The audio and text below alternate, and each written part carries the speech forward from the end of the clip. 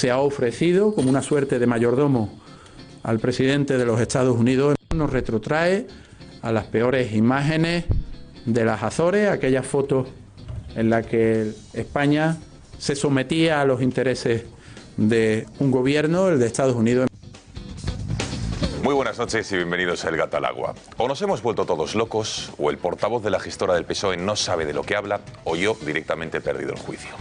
Ahora resulta que de la conversación telefónica que mantuvo Mariano Rajoy ayer con Donald Trump, en la que hablaron, entre otras cosas, del Estado Islámico, de su amenaza, de la economía española, donde Rajoy sacó pecho, y del ofrecimiento, por cierto, que hizo nuestro presidente a ser un interlocutor de Estados Unidos en Europa y en América Latina, pues de esa conversación el PSOE deduce que Rajoy es el mayordomo de Trump y que esa intercambio telefónico le recuerda a la foto que ven justo detrás de mí, la de hace 14 años entre Aznar, Bush y Blair, la de las Azores.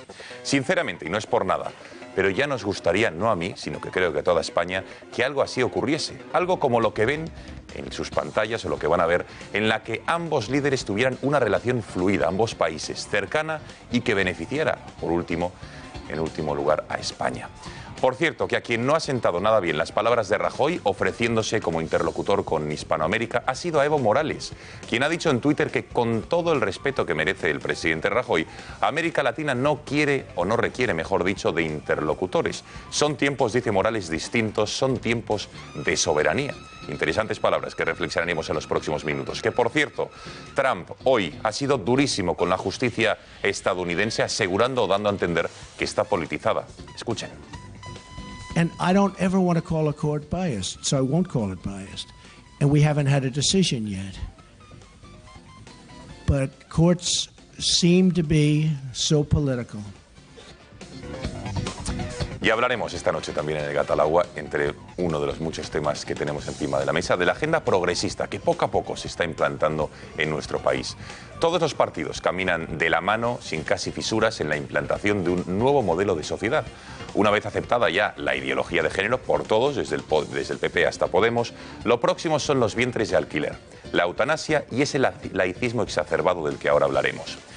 Ciudadanos y Partido Popular hablan ya abiertamente de la regulación y aprobación de la mal llamada gestación subrogada, es decir, las madres de alquiler, esa práctica que consiste en convertir a la mujer en un objeto gestante a cambio de dinero. Y no lo digo yo, es lo que ocurre, por ejemplo, en Estados Unidos, donde hay un intercambio mercantil. Por mucho que quieran empeñarse en que la ley dejaría claro que esta práctica tendría que ser altruista, eso dice Ciudadanos, esta hipótesis es prácticamente imposible. La eutanasia es la otra ley que la izquierda quiere aprobar.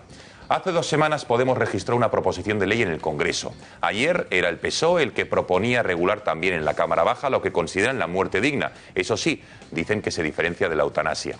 Ciudadanos, por su parte, una vez más, también es partidario de aprobar y garantizar la eutanasia, incluso en menores muy enfermos. El PP, de momento, en contra. Esta ley es ayudar a paliar el sufrimiento y a morir dignamente, todo lo dignamente que cada persona considere que quiere conseguir. En esta ley recogemos una propuesta muy clara: mayores de 18 años o menores emancipados legalmente. Portavoz de Podemos en la Comisión, de Salud del Congreso de los Diputados, y la laicidad lacerante, como les decía, de Podemos y sus socios en Valencia, que puede causar estragos entre los creyentes, ya que les aparta literalmente sus intenciones de la esfera pública. Lo veremos en unos minutos. Les presento la mesa de esta noche, de la que también hablaremos de Cataluña, porque está siguiendo ese juicio del 9N, con los principales acusados Artur Mas, Irene Rigau y Joana Ortega. Nos acompaña el profesor don Antonio Alonso Timón, a quien ya saludamos. Profesor, muy buenas noches. Muy buenas noches, Gonzalo. ¿Estará usted contento o no por lo del Atleti Barça de ayer, no? Pues bueno, estoy contento por el orgullo del equipo, pero no estoy contento porque nos eliminaron. Pero bueno, ¿qué le vamos a hacer? Bueno, permítame que yo sí lo esté. Ya, bueno, ya sé que es usted seguidor culé, pero lo pasó usted mal. Bueno, anoche estaba haciendo el programa, pero no... Sí, pero me lo iban contando y radiando, pero bueno, estuvo entretenido por lo menos, ¿no? Don Fernando Paz, historiador, este sí que presupongo que estará contento. Buenas noches. Muy buenas noches. Estoy contento, Gonzalo, pero he de decir que siendo del Barça, siendo muy del Barça, soy también muy simpatizante del Atlético de Madrid. Las victorias que menos me alegran son las que tenemos sobre el Atlético de Madrid, y las derrotas que menos me duelen son las que nos inflige el Atlético de Madrid. Así que, como hubo un poco de polémica ayer, pues no me terminó de gustar el modo en que se produjo.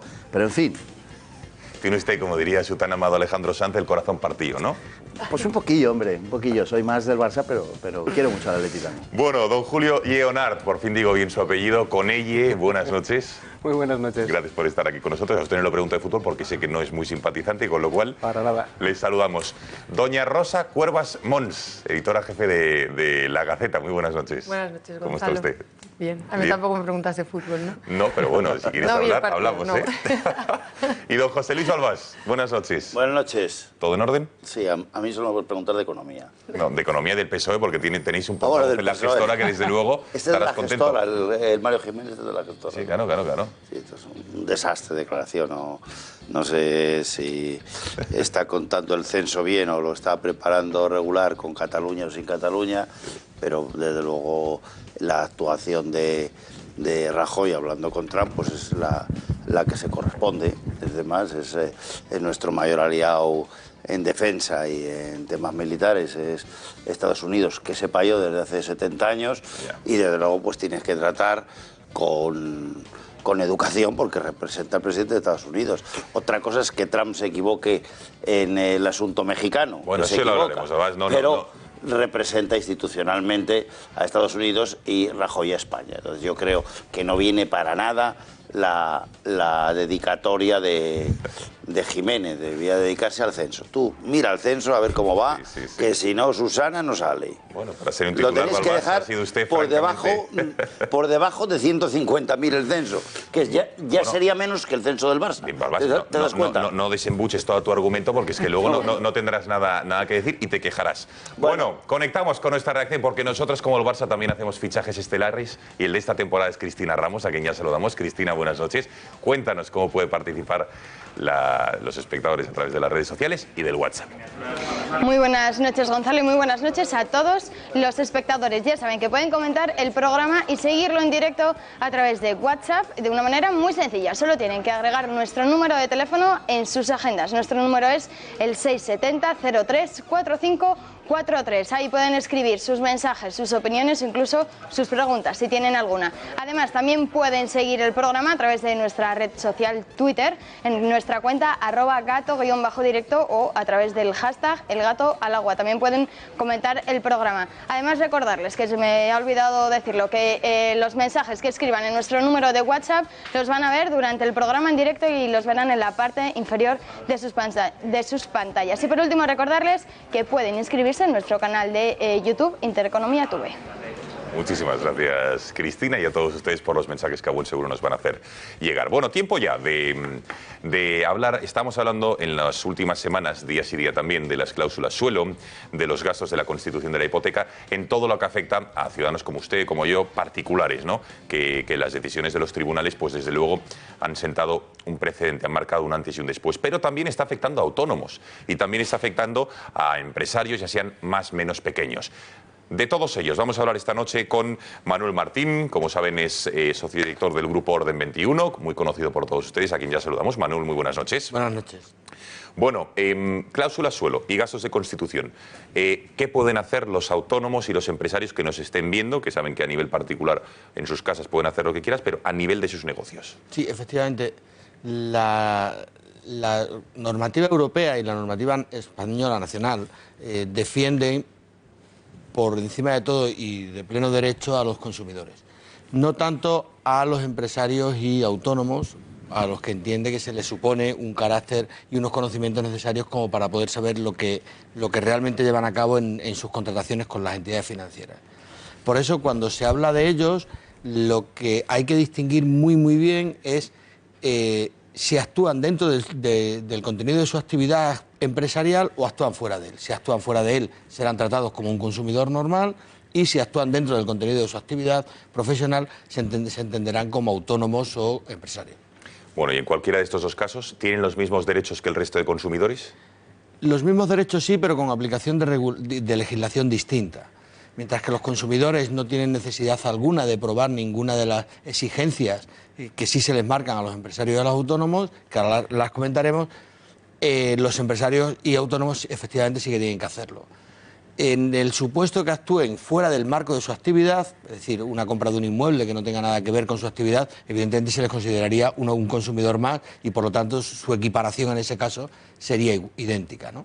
En el caso de que sea dentro de su actividad, deben tener en cuenta lo esencial de todo es que la carga de la prueba recaerá siempre en el empresario, por contra cuando al consumidor no necesita probar nada porque per se la ley ya le atribuye que efectivamente le han engañado. Entonces, ¿qué requisitos tienen tanto los empresarios como los autónomos para poder reclamar? Pues sí, al margen de que todos ellos los deben probar, que es el elemento esencial, hay que tener en cuenta el principio de buena fe que debe regir en la contratación, el principio de equilibrio entre los derechos y obligaciones de las partes en la contratación, es decir, que se acredite la inexistencia de una negociación. Cuando alguien negocia, siempre obtiene algo y cede algo a cambio. Por lo que llevamos visto y por la experiencia, en una negociación con un banco, sobre todo en cuestiones de préstamos, no ocurre esto, te lo imponen, ¿no? El carácter abusivo de esa imposición, el carácter sorpresivo de que te lo impongan y, sobre todo y por encima de todo, la falta de información que se pueda llevar a cabo con el empresario. Y un elemento esencial que debe poner el empresario de manifiesto, que es su actuación y su deber de diligencia. Es decir, hay que acreditar que efectivamente ha puesto todo lo que está en su conocimiento para llevar a cabo la firma que ha llevado y que lo ha hecho con pleno conocimiento de lo que hacía. Si a raíz de ahí conseguimos demostrar y acreditar que la otra parte, en este caso el banco, ha actuado de forma abusiva, evidentemente obtendrá una sentencia a su favor. Bueno, y sobre la compraventa sobre plano, que llevamos varios días dando alegrías a todas las personas que pensaban que ese dinero, que cuando el boom inmobiliario y cuando se pegó el batacazo, todas las promotoras pensaron que ese dinero habían perdido, los autónomos y los empresarios, ¿cómo pueden afrontar estas pérdidas? Pues tenemos, en primer lugar, que hacer la misma distinción. Si es una compra realizada no para ejercer ningún tipo de actividad, ni nada por el estilo, ni nada relacionado con su actividad profesional, se tendrá la misma consideración que cualquier consumidor y les podremos dar la misma alegría que al resto de consumidores. Si tienen si lo han comprado a través de una persona jurídica, una sociedad, por ejemplo, o lo han comprado con la finalidad de invertir, tendremos que acreditar que esa inversión iba destinada al uso y disfrute y no al desempeño de una actividad profesional. Si está dedicado a una actividad profesional, evidentemente será muy difícil el poder recuperar ese dinero en aplicación de los mismos criterios que se aplicaron. Pero en cualquier caso, habrá que analizar uno a uno cada una de las situaciones en las que nos encontramos. Don Manuel Martín, cualquier empresario autónomo que nos esté viendo y quiera tener más información o quiera ponerse en contacto con ustedes, ¿qué puede o qué debe hacer? Pues en primer lugar, llamarnos directamente al número de teléfono 91 806 0396 o a través de la página web www.grupoorden21.es. Y gustoso le atenderemos, le explicaremos los detalles y le diremos aquello que vemos y las posibilidades que realmente tenga, ¿no? Señor Martín, un placer haber tenido una Igualmente, noche más muchas gracias. Gracias y muy buenas noches. Señores, hacemos una brevísima pausa de publicidad y regresamos para entrar en materia. Lo bueno siempre vuelve. Con Viajes El Corte Inglés volverás a sentir toda la ilusión de disfrutar unas vacaciones como las de antes. En su nuevo catálogo, viajeros más de 60 años te ofrecen una programación de viajes pensados exclusivamente para personas como tú, con atractivos destinos y el mejor precio garantizado. En el catálogo Club de Vacaciones encontrarás la respuesta para todas esas personas a las que les queda mucho por descubrir, con experiencias únicas e inolvidables. Y para tu mayor comodidad te ofrecen su ventajoso sistema de pago aplazado hasta 3 meses sin intereses con la tarjeta de compra El Corte Inglés. Y no olvides que Viajes El Corte Inglés es agencia acreditada para tramitar las reservas de viajes IMSERSO en cualquiera de sus puntos de venta. Viajes El Corte Inglés, expertos en viajeros más de 60 años.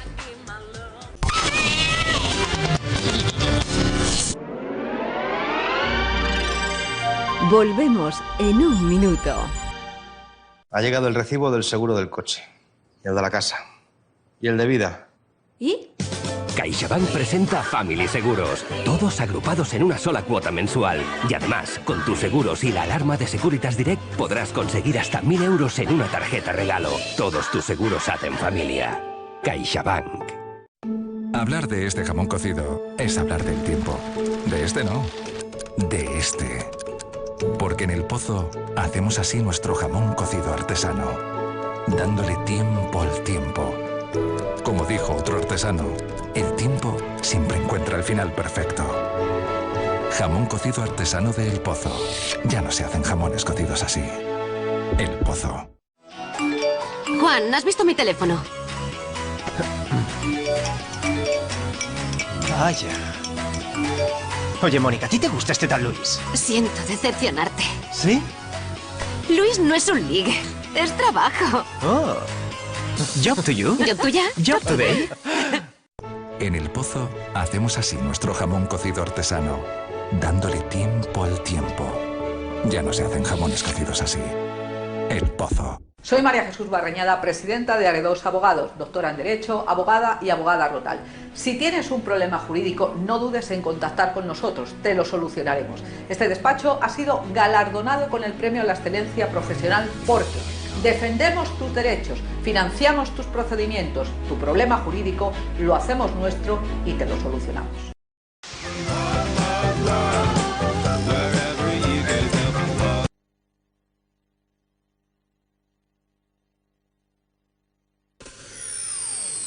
Eso ya no me... A mí no...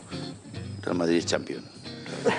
Aquí seguimos en El Gato. Le decía Fernando Pazara en la publicidad que habían llegado ya los primeros WhatsApps que nos enviaban todos ustedes, incrédulos ante el hecho de que Paz fuese del Barcelona. Paz, del Barça. La gente... Sí, ¿qué pasa? Soy del Barça. Joder. No pasa nada, ¿no? Pese a todo, ¿no? ¿O no? Pese a todo, se lo está poniendo uno muy complicado. Pero, en fin, no es que yo me haya echado al Atleti de segundo equipo por si acaso. Mira, Fernando Paz, tú eres del Barcelona. No me lo puedo creer, para que vea que no me lo invento. Siempre no pasa nada. No pasa nada, ¿no? No, si quiere luego le cuento cosas del Barça y de cómo el Barça como club de fútbol hoy existe y gracias a quién existe, gracias al que lo salvó de la desaparición. Y si quiere le puedo contar la historia cómo el Fútbol Club Barcelona fue salvado de la desaparición después de la recalificación de los terrenos de les Corts para poder pagar el Camp Nou, que fue un fraude gigantesco, por cierto. Y le puedo decir quién firmó la salvación de aquel club de fútbol con la idea de que era un gran club de fútbol, de que era un gran club español. ¿Y quién le concedió y a quién le concedió el Fútbol Club Barcelona 2 medallas de distinción en 1974? ¿Sabe usted quién mandaba entonces en España? Bueno, vamos a ver. Si quieres se lo cuento. No, vamos a ver. Estas preguntas merecen respuesta. Entonces, si puede hacer un ejercicio usted contra natura y ser sintético, se lo agradezco. Precisamente contra natura, en mi caso. Sí, venga. No, ¿qué quiere que le cuente? ¿Quiere que le cuente? Que brevemente que responda a las preguntas que ha lanzado. Se lo porque me parece muy interesante. Mire, cuando en el campo del Scorch se quedó pequeño para el Barça porque había fichado a Kubala y entonces pues se llenaba todos los domingos, etcétera, se entendió que había que hacer un campo más grande. Es el origen del Camp Nou, que es un campo sin nombre, que significa simplemente campo nuevo, ¿no? Bueno, pues para poder pagar la construcción del Camp Nou se recalificaron los terrenos del Scorch en una operación, en fin, que tuvo su polémica, casi tanta como la del partido de ayer, ¿eh? Y con ese dinero se financió la compra del Camp Nou. El problema fue que a partir de ahí hubo una serie de problemas económicos, de fraudes que fueron salvados porque arrastraban al Fútbol Club Barcelona, pero arrastraban su existencia y fueron salvados gracias a la decisión de un señor que se llamaba don Francisco Franco Bahamonde y que fue el que salvó al Barcelona literalmente de la desaparición. Eso fue recompensado posteriormente por el Fútbol Club Barcelona con 2 medallas de oro al mismo señor, curiosamente, que era don Francisco Franco Bahamonde. Es el único club que le ha dado 2 medallas de oro a este señor que se llamaba Francisco Franco Bahamonde. El Fútbol Club Barcelona, entonces se llamaba Barcelona Club de Fútbol. En la semana famosa, recordará usted, bueno, recordará o sabrá usted, ya sé que no lo recuerda, yo sí, levemente, pero lo recuerdo, en que le ganamos 0-5 en el Bernabéu al Real Madrid, una semana de febrero de 1974, creo recordar que día 17, si no me traiciona la memoria, la directiva del Barcelona se presentó en el Palacio del Pardo para ser recibida por ese mismo señor, don Francisco Franco Bahamonde, y le impuso la distinción de la medalla del Club de Fútbol Barcelona, como se llamaba entonces. Yo solo tengo que añadir que ese procedimiento de recalificación de terrenos me suena con respecto a algún equipo de fútbol de la capital de Madrid. Muy posterior, ¿verdad? Sí. Pero eso es lo mismo. 2000 aproximadamente, 2001-2002, ¿no? También. Por ahí, sí, señor. Bueno, qué barbaridad, qué pequeña lección de historia nos ha dado Fernando Paz. Desde luego, yo creo que es francamente interesante, sobre todo para que la gente tenga más elementos. Sí que algo sabía, pero bueno, no viví ese episodio del siglo pasado, de los 70, que sí que vivió Fernando Paz ya con 25 o 30 años. Bueno, 82. Sí. Bueno, si les parece, seguimos en Cataluña y vamos a hablar porque hay un día más, tercera y última jornada del juicio del 9 de noviembre, y ahí ven al ex portavoz de la Generalitat, ex consejero de presidencia de la Generalitat de Cataluña, que como saben también está imputado en el Tribunal Supremo por exactamente lo mismo, la convocatoria del 9 de noviembre. Hoy ha declarado, ha dicho que recibieron la negativa del Tribunal Constitucional para celebrar la consulta del 9 de noviembre, pero que él, pese a ello, consideraba que no era ilegal. Decía que el Tribunal Constitucional no es un tribunal cualquiera, que no acarreaba delito penal el hecho de celebrar el 9 de noviembre y que por ello él se responsabiliza de haber hecho este 9 de noviembre intentando exonerar de alguna manera a Artur Mas. De Gispert, Núria, la ven en sus pantallas, dice que también vio normal realizar aquella consulta, y el alcalde de Barcelona, el señor Trias, ha reconocido que ofreció los colegios de Barcelona a Artur Mas para realizar esta consulta. Veamos el informe de lo que ha sido la jornada de hoy. Así, entre gritos, pitos y abucheos ha entrado el exconseller de Presidencia, Francesc Homs, a la audiencia del Tribunal Superior de Justicia de Cataluña. Hoy ha declarado como testigo de las defensas en el juicio por la consulta del 9N. Su discurso, en la línia d'Artur Mas del lunes. Escuchen. Que nosaltres no estem cometent cap irregularitat, cap il·legalitat i encara menys cap acció que pugui ser tipificada en el terreny penal. Para más Inri, el exconseller se ha escudado en que el Tribunal Constitucional no les advirtió de las consecuencias. Hauria anat de meravella que hi hagués hagut un aclarament per part del Tribunal Constitucional. Perquè... Núria de Gispert, que presidía la Cámara Catalana en el momento de la consulta soberanista de 2014, también ha declarado como testigo. Si vam complir amb la legalitat en el sentit de que es va suspendre la possibilitat de fer una consulta, el que sí que estava clar és que la mateixa llei de consultes no referendàries regulava el procés participatiu. Y una última declaración del exalcalde de Barcelona, Xavier Trias, que ha reconocido que cuando el expresidente de la Generalitat, Artur Mas, convocó la consulta, se puso totalmente a su disposición. Però cada un faci el que vulgui. Cada escola va decidir el que va voler y, per tant, cada una va prendre les seves decisions. Comparecencias hoy en el juicio que se sigue en el Tribunal Superior de Justicia de Cataluña contra el expresidente catalán Artur Mas y las exconselleras Joana Ortega e Irene Rigau por mantener la consulta del 9N pese a que había sido suspendida por el Tribunal Constitucional 5 días antes. Bueno, reacciones o primer análisis a la mesa. Me gustaría empezar con el profesor Antonio Alonso Timón. Entiendo yo que es una táctica de la defensa el hecho ahora de decir que el Tribunal Constitucional, uno, que no tiene, digamos, competencias en lo penal, y después que no aclaró y no dijo cómo tenía que ser esa suspensión. Bueno, yo te agradezco muchísimo, Gonzalo, que empieces por mí, porque si no hablo, reviento. Este tema es absolutamente... Ya te veía yo que estabas... Este tema es absolutamente increíble. Lo primero que hay que decir es que aquí lo que se está dilucidando ahora son las responsabilidades jurídicas, y las responsabilidades jurídicas se tienen que solventar en los tribunales de justicia, y en esa fase estamos, y es un ejercicio de salud democrática que estos señores como mínimo estén sentados ahí en el banquillo teniendo que dar explicaciones. Es verdad que ellos están intentando utilizar este juicio, y los juicios la semana pasada vimos, o esta misma semana, el lunes creo, al señor Mas también sentado el día 6, sí, efectivamente, el lunes el señor Mas sentado en el banquillo dando explicaciones. También están abiertos los procedimientos por el 3%, por la corrupción, etcétera, etcétera, y esto lo están intentando utilizar como el victimismo típico de siempre. Están intentando avivar la llama del independentismo con su consumo interno para utilizar esto diciendo que el Estado está contra Cataluña, etcétera, etcétera, cosa que es absolutamente incierta, porque se escudan siempre en la bandera de Cataluña para tapar sus vergüenzas, para tapar la corrupción y para tapar las ilegalidades absolutas que han cometido estos señores. Y esto, las responsabilidades jurídicas, la justicia dirá cómo van a salir estos señores dentro de este procedimiento. Pero hay otra cosa muy importante, que son las responsabilidades políticas. Las responsabilidades políticas, el daño que se está haciendo a Cataluña especialmente, pero a España en su conjunto, el daño ya está hecho. Y las responsabilidades políticas se tendrían que haber solventado mucho antes, con las herramientas que la Constitución pone a nuestro servicio. Entre ellas, el artículo 155 de la Constitución, que ya es hora, porque además, tal y como está la situación, por mucho diálogo que digamos que vamos a tener con Cataluña, es inevitable que más pronto que tarde se utilice el artículo 155 de la Constitución. Si se hubiese utilizado el artículo 155 de la Constitución, nos habíamos evitado males mayores, porque tenemos ya metástasis. No es ya un cáncer, tenemos metástasis, pero muy importante. Una aclaración de lo que ha dicho usted, profesor. Sí. Aplicación del 155, entiendo yo, con los actuales dirigentes, no con los que están siendo juzgados, ¿verdad? Con los que en estos momentos están al frente de la Generalitat. Sí, pero con los anteriores también. Se tendría que haber utilizado ya en la consulta a la aplicación actual y en la actualidad. Sí, por supuesto.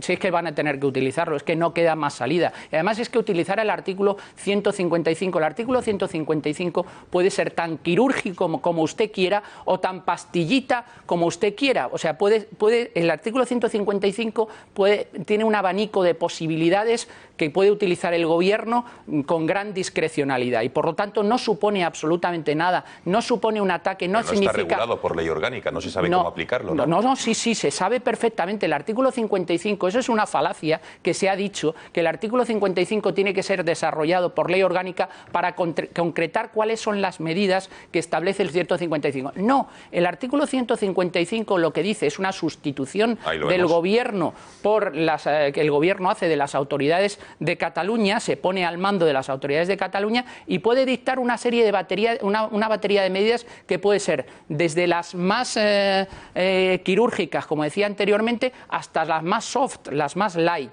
Tampoco haría falta meter los tanques en Barcelona como se ha dicho, sino que simplemente tú tomas el mando de la Administración. Pero hay una cosa muy importante de las declaraciones de los dirigentes políticos que nos muestra hasta qué punto la sociedad catalana está enferma.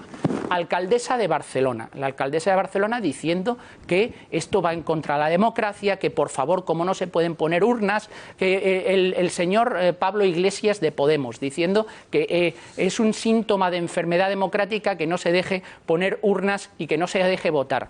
Pues mire usted, la democracia precisamente se distingue de los regímenes totalitarios en el respeto a las normas que nos hemos dado todos. Y además todos los sistemas democráticos del mundo, ya sea el sistema anglosajón con el rule of law, ya sea el sistema continental francés con el principio de legalidad, todos ponen por encima el respeto a las normas y todos debemos respetar las normas que nos hemos dado, que es la Constitución.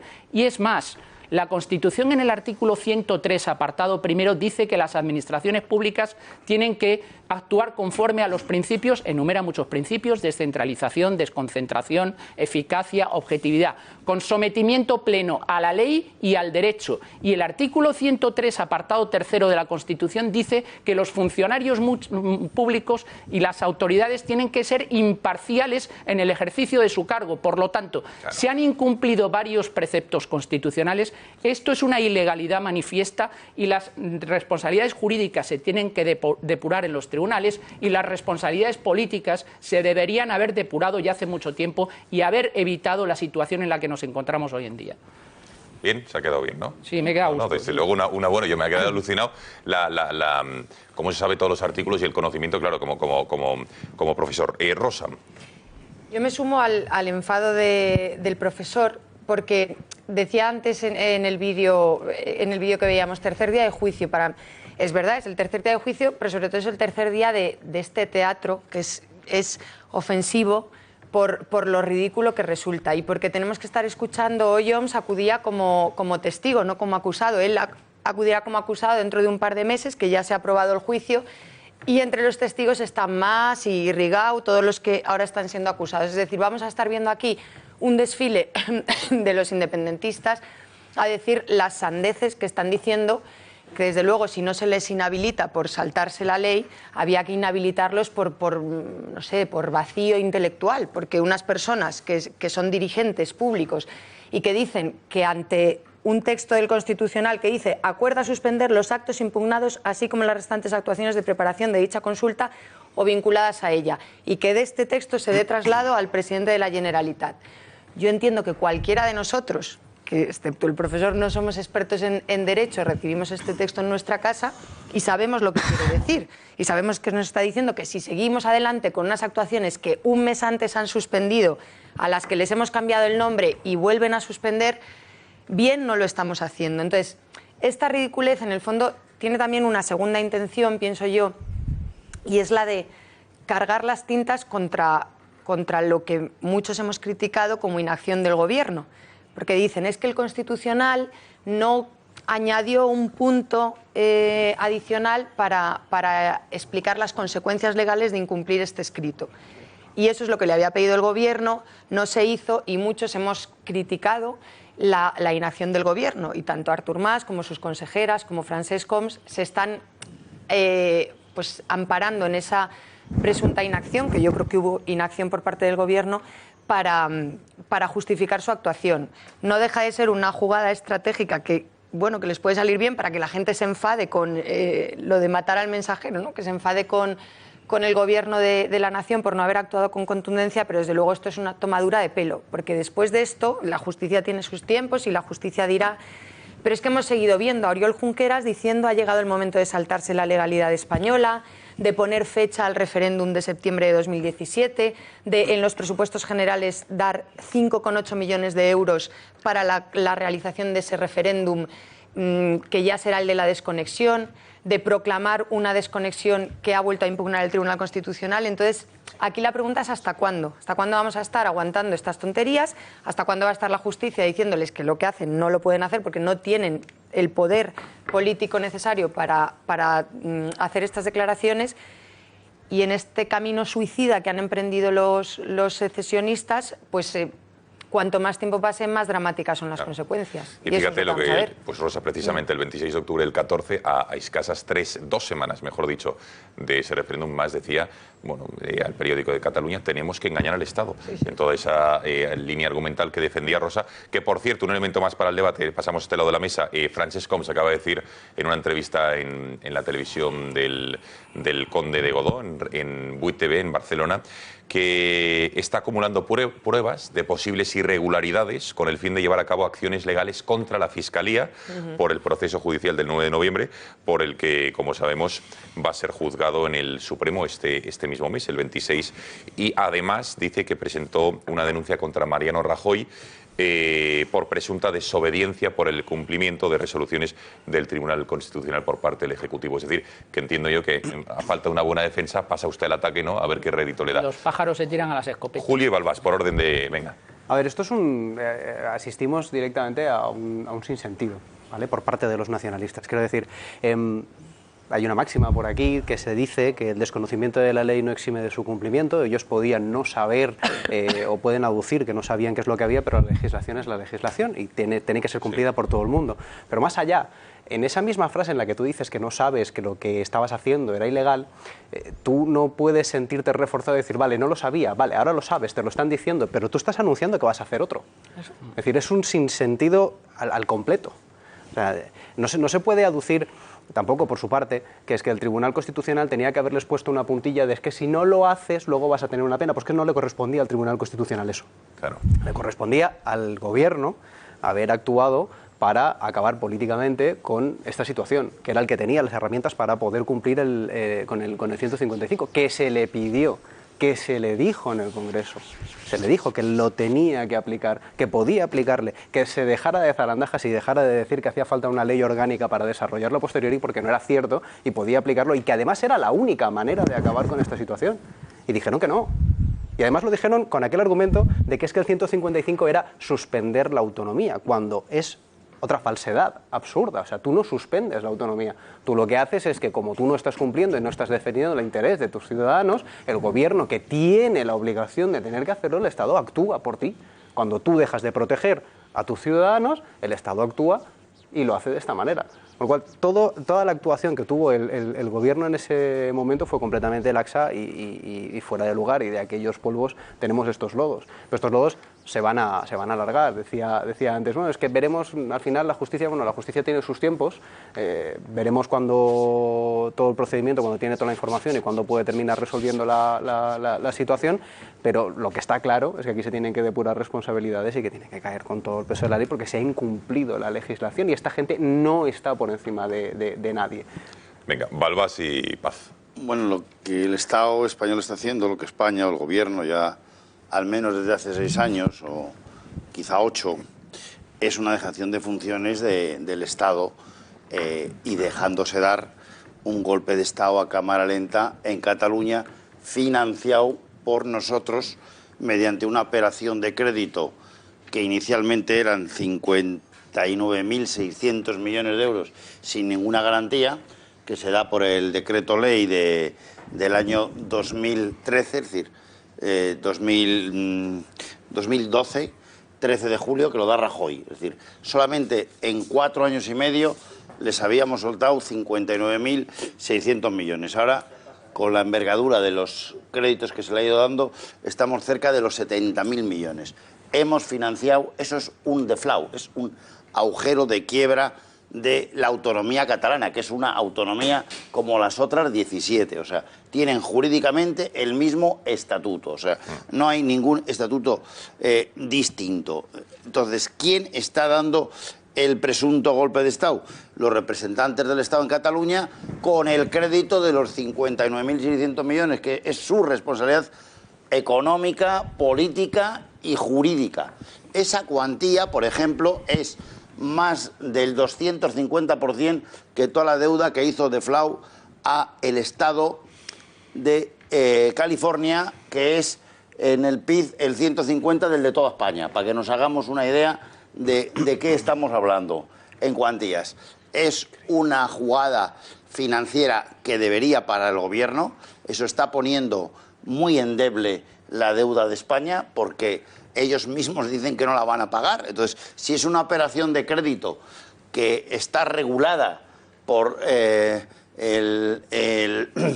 Banco Central Europeo, que está viendo dónde van esos fondos, entonces debilita financieramente la posición de España. ¿Que es mejor que la de Francia y la de Italia? Sí, pero debilita para lo que debería ser. Y en términos de PIB nos está haciendo un enorme daño. Entonces, o paramos que parte de nuestros representantes del Estado, por eso el 155 está bien, en Cataluña, sigan haciendo esta jugada con nuestro dinero, porque si no la gente les exigiría que funcione la educación, que funcione la sanidad, que funciona de pena en Cataluña. Es de los sitios que peor funciona de todo España, con una pasta terrible. Es el mayor presupuesto autonómico de España, con muchísima diferencia, donde más cobran los médicos, los funcionarios y tal. Y para terminar, o se para el FLA, que yo creo que es de dudosa legalidad, porque no hay garantías a una operación de crédito, y una operación de crédito sin garantías, en mi opinión, es una irresponsabilidad. Bueno, interesante apunte y reflexión económica que no hay que dejar de lado en la situación, sobre todo de financiación que vive Cataluña. Fernando. Bueno, a todos estos partidos de la izquierda más extrema, ¿no?, que aparecen presuntamente apoyando la democracia en Cataluña y todas estas cosas, habría que decirle, como efectivamente se ha recordado hace un momento, que la democracia sin el derecho no es nada. No es nada. Es, en todo caso, cuando la democracia se aplica al margen del derecho, es tribalismo, es un sistema tribal. Lo primero que tiene que caracterizar a un Estado de Derecho precisamente es la aplicación del derecho, como definición. Pero claro, ellos piensan en lo que llaman una democracia, que además así al margen del derecho lo pueden manipular, una democracia de tipo, pues eso, tribalista o asamblearia, ¿no?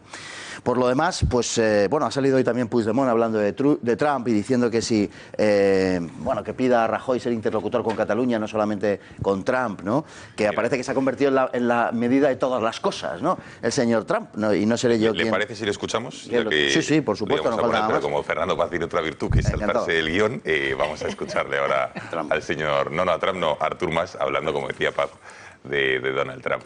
Artur Mas, sí. Puigdemont, perdóneme, Puigdemont. si un es veu capaç de fer d'interlocutor entre Donald Trump i tot el que representa, amb Amèrica Llatina, Europa, el nord d'Àfrica i l'Orient Mitjà, hauria de ser encara més capaç de ser interlocutor actiu amb Catalunya. Fernando. Bueno, pues que después de lo que ha dicho Puigdemont, ¿qué más se puede decir? ¿No? Yo le diría a Puigdemont que no tema que Rajoy, con motivo de cierta broma que le gastaron por teléfono hace no demasiadas fechas, demostró estar perfectamente dispuesto a ser una persona indigna a la hora de reunirse con Puigdemont. O sea que Puigdemont, no temas tú que Rajoy está en lo que está. Bueno, Homs ha salido hoy diciendo que había avisado al gobierno catalán precisamente en la línea de que lo que iba a hacer era algo legal. Esto es una cosa verdaderamente increíble. O sea, alegar el desconocimiento de la ley, como se acaba de decir precisamente, es uno de los argumentos, por parte sobre todo de alguien que está ocupando con K las instituciones, me parece que es precisamente algo, en fin, una argumentación que no lo había oído nunca, de verdad. O sea, había oído todo tipo de excusas, ¿no? Pero esto de que desconocían la ley, que obviamente cuyo desconocimiento no exime el cumplimiento, como se ha dicho, pues es una cosa increíble. Ahora bien, aquí hay una cosa curiosa, una cosa que desde el punto de vista político me llama enormemente la atención en todo este circo.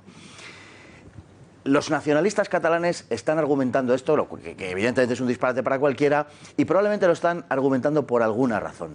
La razón no es tan seguramente absurda como parece.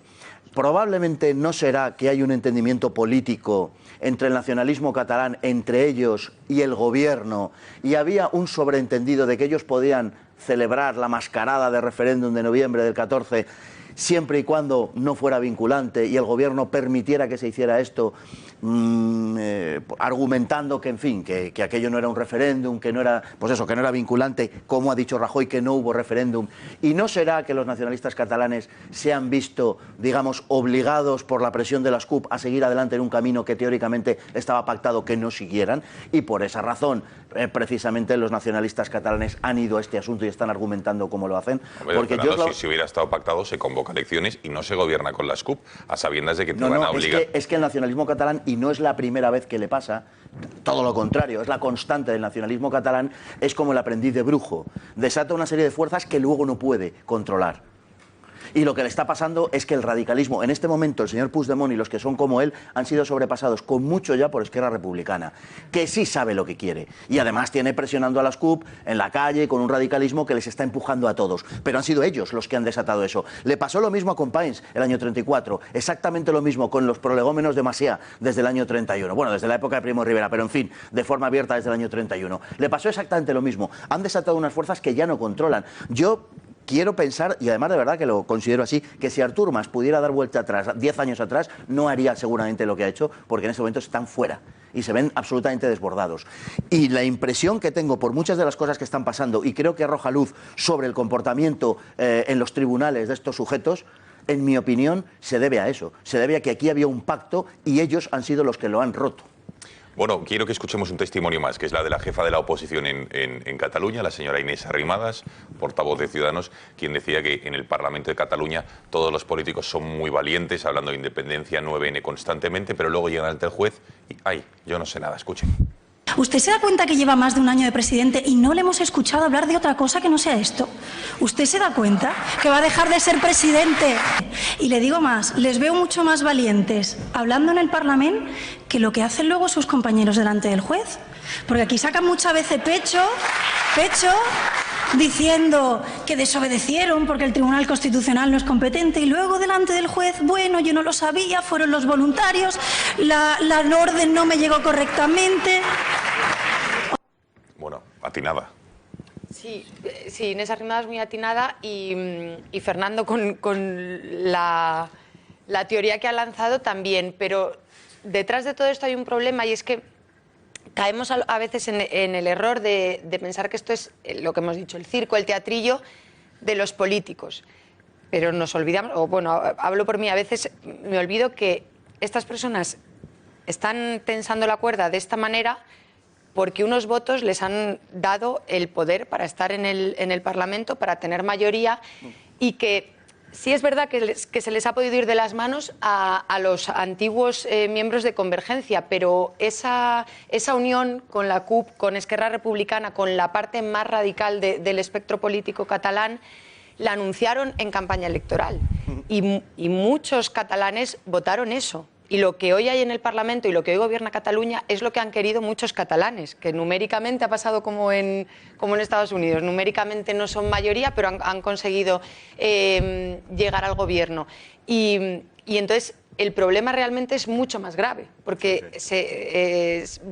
Artur Mas puede desaparecer como político, Rigau, Ortega, Puigdemont, pero las generaciones que quedan, los cientos de miles de catalanes que de verdad se han creído esta mentira, que se han creído esta historia reescrita que les han contado en los colegios, desde las televisiones regadas con dinero público, siguen estando ahí. Entonces hay un problema que es generacional, que va a ser muy difícil. Es decir, el gobierno puede hacer ahora y debe tomar medidas drásticas para frenar esto, pero queda detrás una sociedad catalana absolutamente dividida, con familias enfrentadas que cuentan a veces como a título casi de anécdota de humor, pero bodas que han acabado a golpes por el nacionalismo. Y eso está ahí, eso es lo que han conseguido estos políticos. Yo no sé si se les ha ido de las manos o si tenían un pacto, no lo sé, pero han llegado a una situación de la que es muy difícil volver. Pero porque el Estado, Rosa, ha abandonado Cataluña. Totalmente. El problema es que hay un abandono del Estado español en Cataluña. Un abandono... A cambio de pactos, a cambio de pactos, a cambio de presupuestos, Perdón, a cambio de gobierno. Fernando, párate. Cuando dice el Estado se refiere a los últimos años, entiendo yo. No sé cuándo lo circunscribe. Desde el principio de la democracia. Desde el principio de la democracia. Hombre, está claro. Vamos a ver, el Estado español es una cosa, el Estado es una cosa que es lo permanente. Los gobiernos van y vienen y ocupan la dirección de ese Estado. Y teóricamente lo dirigen para bien. En fin, teóricamente, como digo. Pero el Estado es lo permanente. Bien, el Estado en Cataluña ha desaparecido hace 30 años, ha ido desapareciendo, ha ido menguando. En muchas de las memorias de los políticos, el otro día citaba las de bueno, siento tener que hacerlo, de verdad que lo siento, pero él mismo hablaba de las cesiones del Estado ante las exigencias de Pujol, pero con perfecto conocimiento de lo que estaban haciendo. No cabe, digamos, el interrogante de ¿sabían o no sabían lo que estaban haciendo? Naturalmente que sabían que se estaba entregando a generaciones enteras de catalanes, de españoles, en el odio a su país, por supuesto. Lo que ha dicho Rosa es tal cual. El problema no es solucionarlo ahora políticamente con el 155, etcétera. Claro que sería bueno que el Estado retomara la dirección administrativa de la autonomía de Cataluña, que es un absoluto desastre por tantos conceptos y fundamentalmente porque está contra el conjunto de la comunidad política, contra el conjunto de España. Pero el problema no es eso. El problema es ¿y luego qué? ¿Y ahora qué? Ese es el problema. ¿Y luego qué? Porque es una región en la cual en gran parte, en una mitad por lo menos, si no más, pero vamos a dejarlo en una mitad, el amor instintivo a tu propio país ha muerto. Creen que tienen otro país que no es el país de todos. Y eso es un problema terrible para España y terrible para Cataluña. Venga, el profesor realmente... Sí, estamos todos de acuerdo en cuáles han sido las causas. Aquí había un pacto, efectivamente, entre los distintos gobiernos centrales, entendiendo por gobiernos centrales los dos partidos políticos mayoritarios, es decir, PP y PSOE, que mientras estos señores no se echasen al monte, pues les permitían, aquello era su cortijo y sobre todo era el cortijo de Convergencia Democrática de Cataluña y podían hacer lo que les diese la gana. El problema es que se han echado al monte. Se han echado al monte y han roto el pacto y entonces ahora nos han metido en este enorme problema en el que estamos. Y efectivamente, la solución a corto plazo va a tener que ser meter el bisturí, porque la pastillita ya no da resultado. Tenemos metástasis y hay que meter el bisturí, que es el 155. Y decía Fernando Paz, ¿y ahora qué? Pues debemos aprovechar esto precisamente para acabar con los vicios heredados de esa configuración de la distribución territorial del poder que hizo el título 8º de la Constitución. Y ahí yo defiendo que uno de los grandes problemas que ha tenido en la aplicación práctica del título 8º de la Constitución es precisamente la asimetría. Porque tú cuando apuestas por la asimetría, esto es para contentar a estos señores no se van a contentar nunca, como estamos viendo. Por lo tanto, no podemos jugar a la asimetría. Lo que tenemos que decir, mire usted, cuando usted se echa al monte, se salta a las leyes tan flagrantemente, lo que hay que hacer es precisamente igualar a todo el mundo y decir, y cuando usted demuestre, es verdad que se puede tener sensibilidad con la financiación autonómica, se puede tener otro tipo de sensibilidades, pero oiga, que ustedes no son más que nadie. Y entonces acabemos con la asimetría, por favor. Es lo que necesita también un espectador. El señor más muy gracioso, toda España sabía que cometía un delito al desobedecer al Tribunal Constitucional y él no lo sabía. Bueno. Vámonos hasta Mallorca, si les parece. ¿Por qué? Porque el rapero mallorquín, no sé si le conocen, pero Miguel Arenas Beltrán, más conocido como Valtronic, ha declarado hoy en el juicio en el que el fiscal ha pedido, ya ven imágenes, para él 3 años y 3 meses de prisión por, entre otras cosas, injuriar al rey y lo hará ETA y los Grapo, y dice que solo es un poeta que con sus canciones quería provocar y no humillar a víctimas del terrorismo. Además, entre otras cosas, también arremetía en sus canciones contra Jorge Campos, le conocen ustedes, es el presidente del Círculo Balear, de quien decía que merece una bomba de destrucción nuclear. Pese a que a lo mejor les chirría, queremos ofrecerles algunos extractos de las canciones donde, para que vean que no nos lo inventamos, dice lo que le estamos diciendo. Amb l'educació no s'hi juga, no som marionetes, mallorquins i catalans, mai balears. Jorge Campos mereix una bomba de destrucció nuclear. El rei Borbó i les seves mogudes, no sé si era caçar elefants o anava de putes, són coses que no se poden explicar, com que per fer de Diana empleava el seu germà. Ara el seu germanastre són els àrabs i li demana 2 barets per comprar armes, li fan fer git i escurar els plats, i de mentre doña Sofia un llate follant. No tenim cap opció, però un dia ocuparem mar i vent amb un Kalashnikov, ei, respectuós a la Constitució, en canvi els drets humans els passa pels collons. Yeah, és en Valtronic per la tuerca, rapa mallorquí. Que por cierto, en esta última frase, a ver si podemos recuperar el frame, está la clave de lo que acaban de escuchar, o gran parte de la clave de lo que acaban de escuchar, decía Valtronic para la tuerca.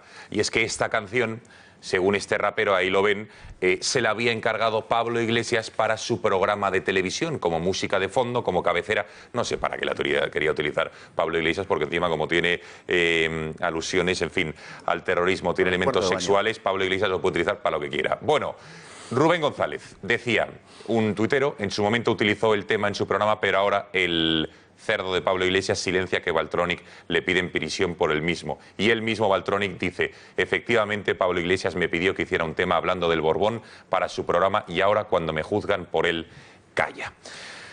Tenemos conexión porque uno de los extractos de una de las canciones hacía referencia, como les decía, a Jorge Campos, que es el presidente del Círculo Balear. Con la educación no se juega, no somos marionetas, mallorquines y catalanes nunca baleares. Jorge Campos merece una bomba de destrucción nuclear. Jorge Campos, presidente del Círculo Balear, muy buenas noches. Muy buenas noches. Bueno, hoy le ha tocado ir a declarar. Cuéntenos en qué ha consistido la jornada y qué le parece todo lo que está ocurriendo. Bueno, estas cosas son siempre desagradables, ¿no? Lo que pasa es que, claro, yo sobre todo a preguntas del fiscal y a las de mi propio abogado, lo que he intentado explicar, y un poco para que se entendiera de dónde viene todo esto, porque hay que recordar que la denuncia que interpuse es de 2012, o sea, hemos tardado 5 años en llegar a este juicio. Viene porque este señor, el señor Valtronic, efectivamente publica esa canción, una canción con el título Circo Balear, en el que, bueno, pues que dicen que me tienen que poner una bomba, me tienen que cortar el cuello, arrancar la yugular y demás. Pero lo hace porque justo unos meses antes, gracias a otra denuncia que también interpuse contra una serie de grupos independentistas, pancatalanistas que están aquí y están en Cataluña, pues publicó esta canción para solidarizarse con ellos, porque es su público, con ellos colaboran, son los que le contratan para conciertos y están perfectamente ligados con un montón de grupos de extrema izquierda y de una serie de partidos políticos. Entonces, la gravedad del tema es que todas estas amenazas se dirigen a ese público violento, insisto, de extrema izquierda pancatalanista, que son los que, por ejemplo, pues en los últimos 7 años pues han ocasionado más de 20 agresiones a nuestros despachos en Palma, roturas de cristales, lanzamiento de piedras, intentos de agresión hacia mi persona. Es a quien se dirige ese mensaje. Claro, cuando uno presenta esa denuncia, resulta que las canciones de este señor no solo se dirigen contra mí, sino que efectivamente ahí lo que hay es un enaltecimiento del terrorismo, una humillación a las víctimas, unas injurias graves a la corona, que es lo que ve la Fiscalía, y por eso se juzga en la Audiencia Nacional. Señor Campos, 3 años y 8 meses pide la Fiscalía, viendo los antecedentes que tenemos de la justicia española, que con delitos de otro tipo que han sido juzgados, el último que recuerdo, por ejemplo, ha sido el del concejal Zapata en Madrid y muchos otros de una índole parecida. ¿Tiene esperanzas de que finalmente al señor Valtrónic se haga justicia con él? A ver, yo sigo teniendo esperanza y sigo teniendo confianza. De hecho, no hubiera estado 5 años pleiteando, incluso para que interviniera la Fiscalía, ya que desgraciadamente no lo hizo de oficio, sino que tuvo que ser a raíz de la denuncia que presenté y que hemos estado encima de este tema, que después de 5 años y efectivamente con la gravedad de sus acusaciones, porque ustedes han puesto unos pequeños extractos, pero es que hay infinidad de letras y canciones hablando de que hay que poner bombas a la Guardia Civil, a la Policía Nacional, mofándose de las víctimas del terrorismo. Bueno, mil y una barbaridades. Esto no se puede consentir si vivimos en una democracia, en lo que tanto se repite, ¿no? Un Estado democrático y de derecho. Personajes como estos que dirigen un mensaje violento a esos grupos que después lo llevan a la práctica, es algo que no se puede consentir. Como desde luego tampoco se consentir que partidos políticos, pues como Izquierda Unida, encima se solidaricen con ellos. Por eso yo con todo esto confío en que se haga justicia y que la sentencia sea condenatoria ante los delitos los que se acusa este señor. Bueno, queda clarísimo. Don Jorge Campos, presidente de la Fundación Círculo Balear, gracias por haber atendido la llamada del Gatalagua. Mucho ánimo en este proceso judicial que, como usted bien ha descrito, no es nada agradable. Y si no tengo mal entendido, la última semana de febrero, lunes, le vemos aquí en plató, ¿no? Encantado, ahí estaré, por supuesto. Fantástico.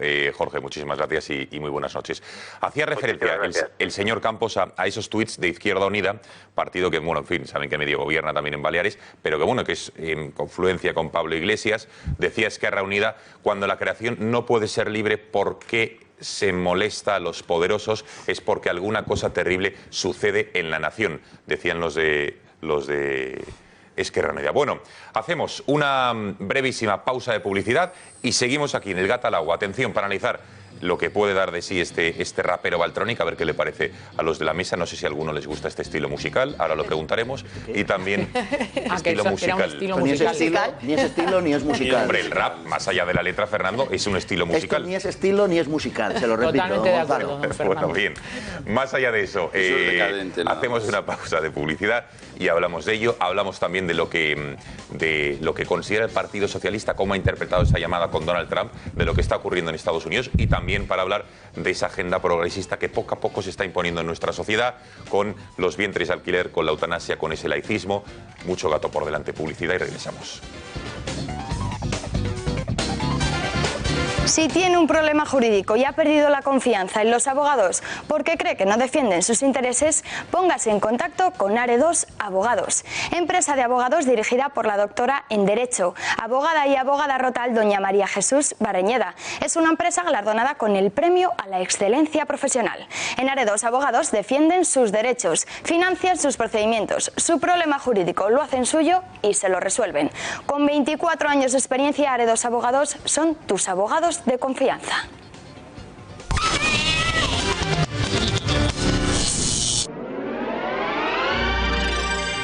Volvemos en un minuto. Ha llegado el recibo del seguro del coche, y el de la casa, y el de vida. ¿Y? CaixaBank presenta Family Seguros, todos agrupados en una sola cuota mensual. Y además, con tus seguros y la alarma de Securitas Direct podrás conseguir hasta 1.000 euros en una tarjeta regalo. Todos tus seguros hacen familia. CaixaBank. Estimado inversor, DEGIRO está trabajando para convertirse en el mayor broker de España, ofreciendo prácticamente todos los mercados del mundo con las tarifas más bajas. Una operación de 10.000 euros en acciones españolas con DEGIRO solo cuesta 6 euros, un 77% más barato que en otros brokers online. Abra una cuenta gratuita en degiro.es. Juan, ¿has visto mi teléfono? Vaya. Oye, Mónica, ¿a ti te gusta este tal Luis? Siento decepcionarte. ¿Sí? Luis no es un ligue, es trabajo. Oh. Job to you. ¿Job tuya? Job today. Soy María Jesús Barreñada, presidenta de Are2 Abogados, doctora en Derecho, abogada y abogada rural. Si tienes un problema jurídico, no dudes en contactar con nosotros, te lo solucionaremos. Este despacho ha sido galardonado con el Premio a la Excelencia Profesional porque defendemos tus derechos, financiamos tus procedimientos, tu problema jurídico lo hacemos nuestro y te lo solucionamos.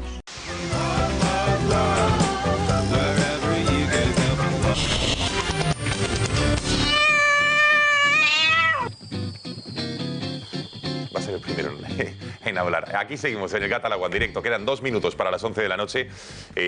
Perdonen, pero es que en la publicidad seguía aquí un debate paralelo, francamente interesante. Lo veían, ¿eh? Importante. Uno de los titulares que es Valtonyc para la tuerca. Pablo Iglesias encargó a este rapero a hacer una canción en la que no sé si también le pedía sobre lo que tenía que hablar, pero la canción final, el resultado final era que se injuriaba al rey, se hacían loas a ETA, a los Grapo, bueno, en fin, le llaman poeta, y en otros extractos de la canción, de este rap, también pedían que, por ejemplo, para Jorge Capós, con quien acabamos de hablar, que merece una bomba de destrucción nuclear. Para la tuerca. No sé si finalmente que por cierto, luego Pablo Iglesias, ahora que están juzgando a este hombre y le piden 3 años y 8 meses, se está desentendiendo cuando fue él el que pidió esta canción ad hoc para su programa. Es como si yo, para la cabecera del Gata al Agua, pidiera una canción a un compositor musical y luego me desentiendo viendo que el resultado no me gusta o que le están juzgando al compositor. Fernando, decías. No, decía que yo no sé por qué, bueno, sí sé por qué, claro, es propaganda, obviamente, pero en España la izquierda tiene la costumbre, o nos pretende hacer creer, que hay cosas que son delito habitualmente, y cuando te pones la gorra para atrás y haces unos ripios que enrojecerían a un estudiante de bachillerato de hace 30 años, a los de ahora ya no lo sé, pero parece que dejan de ser delito. ¿Por qué? Lo que está diciendo este sujeto es absolutamente deplorable y son cosas que en otro medio serían perfectamente delito. Con lo cual, que tengan el apoyo de Izquierda Unida y de Podemos, lo único que significa es que Izquierda Unida y Podemos apoyan el delito. En este caso Podemos está entre dos fuegos, porque claro, por lo que tú has contado, porque es un encargo de Pablo Iglesias y ahora Pablo Iglesias pues se hace el distraído, como que no pasaba por ahí, ¿no? Yo creo que, bueno, no sé si decir que de verdad que es que este estilo musical debería haber un ministerio encargado de poner coto a según qué cosas por razones estéticas. Y desde luego esto sería una de las cosas que entraría de lleno en esa legislación del ministerio. ¿Hablas del rap en general o de esta canción en particular? De las dos cosas, ya que lo pregunto a usted, de las dos cosas. Añade el reggaetón. Y si añade el reggaetón y tal, ya no le voy a decir yo a usted. Mire que tiene usted un físico apropiado para el reggaetón, no quiero decir más, pero bueno, diga. Tremendamente apropiado. No, quiero decir que pretenden hacer pasar esto por arte, cuando esto no tiene absolutamente nada de arte. Esto es un producto subcultural de un tipo que acaba diciendo yeah al final. O sea, lo cual es, en fin, pues la expresión del nivel cultural que tiene este sujeto y moviendo las manos como si fuera un artrítico. No sé por qué razón, pero termina finalmente así. Así que, en fin, más expresión artística me parece la literatura, y en España hay gente que está en la cárcel por vender libros. Con lo cual nadie alega en ese caso que esté vendiendo una expresión artística. Por lo tanto, me parece que este sujeto debería rendir cuentas ante la justicia.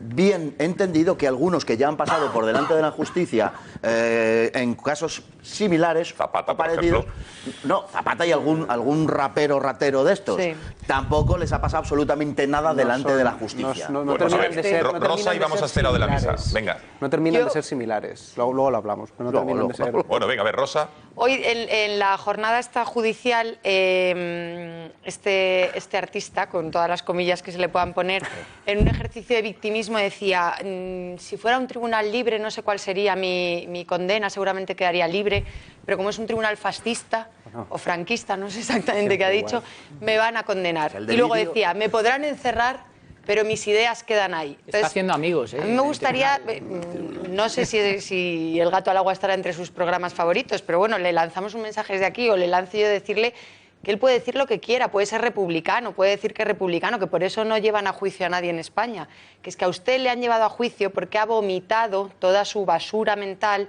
se ha reído de las víctimas del terrorismo, ha pedido que pongan bombas a personas porque tienen unas ideas que no comulgan con las suyas. Entonces, por eso está usted en un juicio y está siendo juzgado. Y por eso la justicia, ojalá, si es justa, pues le ponga una multa o la pena que considere oportuna, porque estas personas, lo decía Fernando, se creen que se creen víctimas de un sistema que no les deja expresarse, y usted se puede expresar con toda la libertad que quiera, con unos límites muy claritos, que son los de la Constitución, y que pasan por no humillar a los demás y por no desear la muerte a los demás. Usted puede ser republicano o lo que le dé la gana y seguir cantando. Según las imágenes, este señor parece mayor de edad, ¿no? O sea, que no, parece mayor de edad este señor, ¿no? Mayor de edad biológica, tiene apariencia, mental, por lo menos, sí, de edad biológica, parece mayor de edad. Entonces, si es mayor de edad, aunque se lo haya encargado Julio Iglesias, se lo haya encargado Pablo Iglesias, aunque se lo haya encargado Pablo Iglesias, tiene que asumir las responsabilidades que esto, porque a mí me puede encargar alguien una barbaridad de estas, digo, oiga, yo no voy a hacer esta absoluta barbaridad, entre otras cosas porque el desconocimiento de las leyes no exime de su cumplimiento, y hay que saber que esto está tipificado en el Código Penal y que te puedes encontrar con algún problemilla que otro. Así que, como es mayor de edad y tiene tanto talento para hacer esa canción tan bonita, pues que ahora saque todo ese talento para defenderse delante del tribunal. Venga, a ver, Balbás, tú que, o Julio... No creo que esto sea arte de ninguna manera, simplemente utiliza una supuesta canción para ofender a la jefatura del Estado, amenazar a gente y por eso es delictivo, y simplemente le juzgan porque es delictivo. Yo creo que esto forma parte de, en fin, aunque no llegan a la categoría, pero bueno, de un pequeño chip estalinista que se llama el Agitprop, agitación y propaganda, y este instrumento nada artístico y desde luego vomitivo, pues trata de agitar, crear propaganda y tal, ¿no? Hoy yo creo que lo han agitado más en las redes porque Iglesias y Rejón están sacando la artillería pesada, buscando los votos para ganar la campaña de lo que les interesa, que es el Comité Central de Podemos, que eso es lo que interesa, ¿sabes? Esto, bueno, pues es uno que le ha coincidido ahí, yo creo que le están dando un poco de pábulo, sobre todo los de el sector pablista de Podemos, pues para tapar que fue Pablo el que le pidió para la tuerca. Entonces, vamos, este señor ni tiene una identidad artística ni nada, pero como Agitprop es malísimo. Entonces no te gusta el rap a ti, ¿no? Este no. Otros, pues bueno. Veríamos. No lo sé porque no los escucho. Venga, Julio. Más allá de cuestiones estéticas, de gusto y demás, es bastante llamativo como cuando se les ataca con este tipo de cuestiones siempre arrancan con lo mismo, que se está intentando censurar la libertad de expresión. Y ese es el típico sonsonete que repiten como si fuera el estribillo de una de sus canciones. Y te decía antes, Fernando, que no es exactamente el mismo caso, porque el caso de Zapata o el caso de Strawberry o el caso de la tuitera con el tema de los tuits de Carrero Blanco y compañía, ha sido la Fiscalía directamente la que ha considerado que aquí se estaba vulnerando tal, y como han sido tuits, lo que ha dicho es que faltaba del contexto, y al faltar el contexto se podían extrapolar, y entonces consideraba que en ese contexto entendido que se estaba utilizando era más crítica política que otra cosa. Claro, aquí se le desmonta completamente, porque la canción, no solo esta, sino todas las canciones en las que vierte amenazas, en las que vierte injurias, son un contexto en sí mismas. Es decir, aquí no puede aducir que es que se le está malinterpretando, es que directamente tú coges la canción del principio al final y entiendes claramente que está porfiando amenazas, pero amenazas no solo de bombas, ha dicho de entrar en Miramar con un Kalashnikov, etcétera. Es decir, queda bastante patente que no son simplemente delitos contra el honor, de que es que dice que está mejor de morena o que en este caso sería follable o no sería follable. No está hablando de eso. Es decir, está hablando de matar o poner bombas. Es decir, que yo lo que no sé y la duda que tengo es... a Pablo Hasél, más bien que a ningún tuit ni ninguna...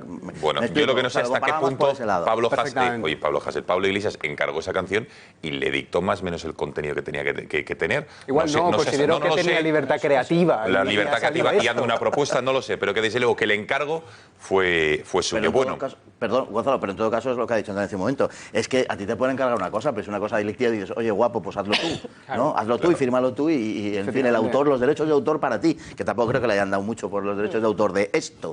Entonces, en fin, pues... No sé. Bueno, Fernando, ha quedado clarísimo que no te gusta el rap, tú eres más de bachata, pero bueno. No sé, de Led Zeppelin. Led Zeppelin. Bueno, vámonos a Estados Unidos y nos ponemos un poco más serios. dentro de la primera declaración que les vamos a mostrar, que tampoco lo permite. Vamos a escuchar al portavoz de la actual gestora del Partido Socialista, el señor Mario Jiménez, quien califica de la siguiente manera la conversación telefónica que mantuvieron ayer a las 10 menos cuarto de la noche el presidente del Gobierno, Mariano Rajoy, y Donald Trump. Escuchen y después les explicamos el contenido de la conversación. Se ha ofrecido como una suerte de mayordomo al presidente de los Estados Unidos en vez de contraponer una posición o defender la posición que comparten nuestros socios europeos. Nos retrotrae a las peores imágenes de las Azores, aquellas fotos en las que España se sometía a los intereses de un gobierno, el de Estados Unidos. Bueno, mayordomo, le recordaba la foto de las Azores, que la vamos a recordar por si alguno de ustedes no la recuerdan, porque ya ha pasado mucho tiempo, aunque fue muy famosa, que era aquella reunión a 4 que mantenía el presidente por aquel entonces del Gobierno, José María Aznar, con Tony Blair, con George Bush y también con el señor Barroso. Ya de este siglo, Gonzalo, ¿eh? Sí, ya de este siglo, sí, don Fernando, está claro. Pero bueno, vamos entonces a contextualizar la llamada telefónica de ayer, porque también, según lo que cuentan desde Estados Unidos y lo que nos cuentan aquí desde la Moncloa, parece que no se ponen de acuerdo en los asuntos de los que hablaron. En un primer momento, Mariano Rajoy, o el Palacio de la Moncloa, filtró que habían hablado, en primer lugar, que Mariano Rajoy le esgrimió los datos económicos de nuestra economía, sacó pecho por ello y por ello se ofreció como interlocutor para Europa y también para América Latina. Pero lo que no ha trascendido, supuestamente en la Casa Blanca dijeron que iban a hablar de la amenaza del Estado Islámico, pero parece ser que Donald Trump, de cara a esa cumbre de la OTAN que se va a celebrar en Bruselas el próximo mes de mayo, pidió al gobierno español que duplicase el presupuesto en defensa que destina nuestro gobierno, en torno al 0,91% del PIB, le pidió que lo incrementase hasta el 2%, es decir, duplicar lo que destinamos a día de hoy a defensa. Lo que sí dijo Mariano Rajoy no ha sentado nada bien a Evo Morales, el presidente de Bolivia. Decía en el siguiente tweet, pues, se dirigía a Mariano Rajoy diciendo lo siguiente: con todo el respeto que merece el presidente Rajoy, América Latina no requiere de interlocutores, son tiempos distintos, son tiempos de soberanía. Enseguida hablamos de todo ello. Venga, les pido un breve titular de cuál ha sido la reacción, sobre todo que valoren la reacción del Partido Socialista ante esta llamada. A ver, Balbás, venga. Yo creo que la posición de España en el nuevo orden mundial económico que está larvándose, pues es muy importante que tengamos interlocución con el presidente de Estados Unidos. Yo creo que Rajoy ha hecho una interlocución normal, como lo ha hecho el canadiense, o el alemán, o el inglés, normal. Que esto tenga que ver algo con las declaraciones del secretario de organización de la gestora, no creo ni que sea competencia de la gestora, porque no sé a qué tiene que ver, si lo que está haciendo es organizando un congreso y el censo de un congreso, y ni creo que políticamente sea adecuada ese atribuir el papel al presidente de gobierno de mayordomo. Qué cosa más bárbara. O sea, sobre todo es absolutamente inadecuada. Nuestros aliados, pues quieramos o no, son Francia, es Alemania, es Inglaterra militarmente, es Estados Unidos, y son nuestros aliados. ¿Cómo no vamos a hablar con ellos? Y ese es el nivel, desde luego. Pues no ese es el portavoz de tu partido, ¿eh? El portavoz de tu partido. Mi expartido. Bueno, bien, que ya. Gracias a Dios yo del no que eres quiero simpatizante, ser, si te mientras parece. esté esta gestora, desde luego, que no cuente conmigo. Ni cosa que se le parezca. Además, bueno, pero ten en cuenta que esta gestora tiene una escasa legitimidad, porque eso en los estatutos ni viene, simplemente era para convocar un congreso, lleva ya 6 meses, o sea, en fin, entró en Ferraz de una manera absolutamente anormal, o sea que la legitimidad de eso era para convocar un congreso y no para dar declaraciones de quién es el mayordomo con el presidente de Estados Unidos y el presidente de España. Sobre todo que es un ejercicio en calidad de español, darse un tiro en el pie, porque yo no sé si prefiere que hagamos como hizo Zapatero, ¿no? No levantándose ante el paso de la bandera americana, que eso, pues evidentemente, es un gesto diplomático de cariño hacia un país, como decía Balbás. Y mandando 2.000 soldados a Afganistán. Efectivamente. No, que es donde están los muertos. Pero desde luego que el presidente de la gestora del Partido Socialista Obrero Español se enfade o le parezca mal que España tenga una relación cordial o lo más cordial posible, teniendo en cuenta los feos que la administración española ha hecho ya en tan poquito tiempo a la administración Trump, pues que no se alegre de eso y que, sin embargo, bueno, que prefiere que mandemos, como ha hecho el gobierno, al rey Arabia Saudí, donde aplican un régimen legal parecido al del Estado Islámico, que tengamos lazos comerciales con China, ahí no dicen nada. Pero resulta que por llevarnos bien con Estados Unidos, que es la primera potencia mundial, pues tienen algo que decir, pues bueno. Es para replanteárselo. Bueno, enseguida habla el resto de la mesa, pero hay otro aspecto que es lo que dijo el Palacio de la Moncloa, que Rajoy se ofreciese como interlocutor para Europa y para América Latina, que hemos querido que nuestra compañera Cristina Ramos nos explique cuál es el peso que tiene Mariano Rajoy en Europa, o España al menos, y también en Hispanoamérica, para ofrecerse como interlocutor con Estados Unidos. Cristina, cuéntanos cuál es el peso de nuestro país. Pues el presidente del gobierno, tampoco dado a esas exaltaciones patrióticas, ha debido tener una regresión imperial y en su conversación telefónica con Donald Trump creyó estar en el despacho universal. Entre los vapores de esa regresión, Rajoy le ofreció a Trump la privilegiada intermediación de España con Europa, Iberoamérica, la que los complejitos de Rajoy llaman Latinoamérica, el norte de África y Oriente Medio. O sea, medio mundo en el que, por cierto, la influencia política de España está en decadencia desde el año 1898, en gran medida por culpa de los gobiernos españoles. En Hispanoamérica, España se ha sumado alegremente a los movimientos indigenistas que abominan de España. La influencia allí de las empresas españolas es tan cierta como el escaso peso que España tiene en la política iberoamericana. En Europa, España es un país subalterno que no está en los núcleos duros de decisión y que es percibido por sus socios de la Unión Europea como un país en proceso de balcanización, lejos de la imagen que se ha ganado la canciller alemana Angela Merkel. Y ya en el norte de África y Oriente Medio, España es rehén de los intereses de Marruecos, aliado preferente de los americanos en la zona y en el resto del mundo islámico. España no es más que un anhelo de venganza y reconquista desde 1492. Lo dicen ellos, pero Rajoy no se lo cree porque las empresas españolas le construyen trenes de alta velocidad de la Meca a la Medina. Muchísimas gracias, Cristina. Bueno, ¿por qué creéis que Rajoy se ha ofrecido como interlocutor de Europa y de Hispanoamérica? Y, bueno, ha sentado mal, desde luego, ya hemos visto a Evo Morales. Bueno, pero ¿con qué? No, ahora el resto de la mesa, con esa legitimidad. No, yo no sé si tiene la legitimidad para serlo, que ojalá España tuviese ese poder e influencia. Bueno, yo con respecto a las declaraciones del portavoz de la gestora, creo que ha perdido una oportunidad estupenda para callarse. Creo que no ha estado afortunado porque, como se ha comentado aquí en la mesa, pues efectivamente ni tiene la legitimidad para hacer esas declaraciones y está haciendo un flaco favor porque este es un asunto de Estado y más como se están moviendo ahora la nueva geoestrategia política.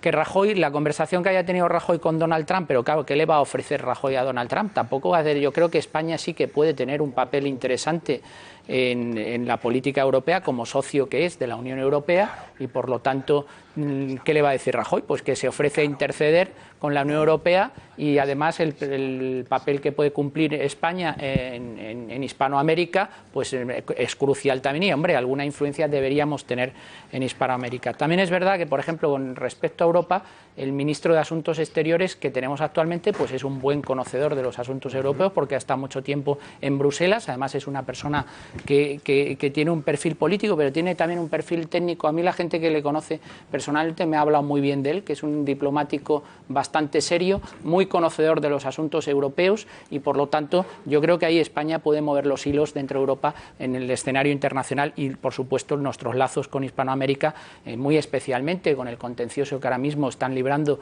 Estados Unidos y México, pues puede tener un papel que yo creo que deberíamos por lo menos ofrecernos y jugarlo. Por lo tanto, desde ese punto de vista, la conversación me parece coherente que el señor Rajoy se ofrezca a esto.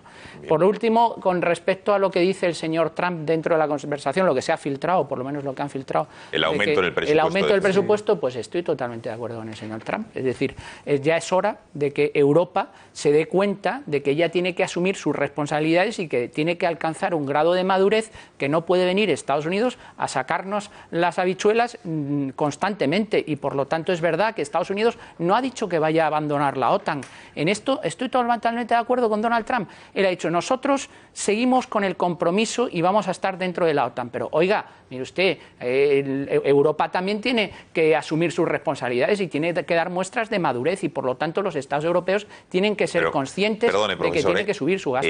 No podemos tener un ejército de la señorita Pepis. Pero si la inversión en España en defensa es el 0,9% del PIB Pues y se pretende que lo doble, son unos 6.000 millones, ¿de dónde a 12.000? Si los aumentamos a 12.000, ¿de dónde sacamos por ejemplo, esos 6.000 millones? Por ejemplo, no financiar la independencia de Cataluña. Por ejemplo, que se ha hablado aquí en esta mesa. 59.600 millones en 4 años. Julio.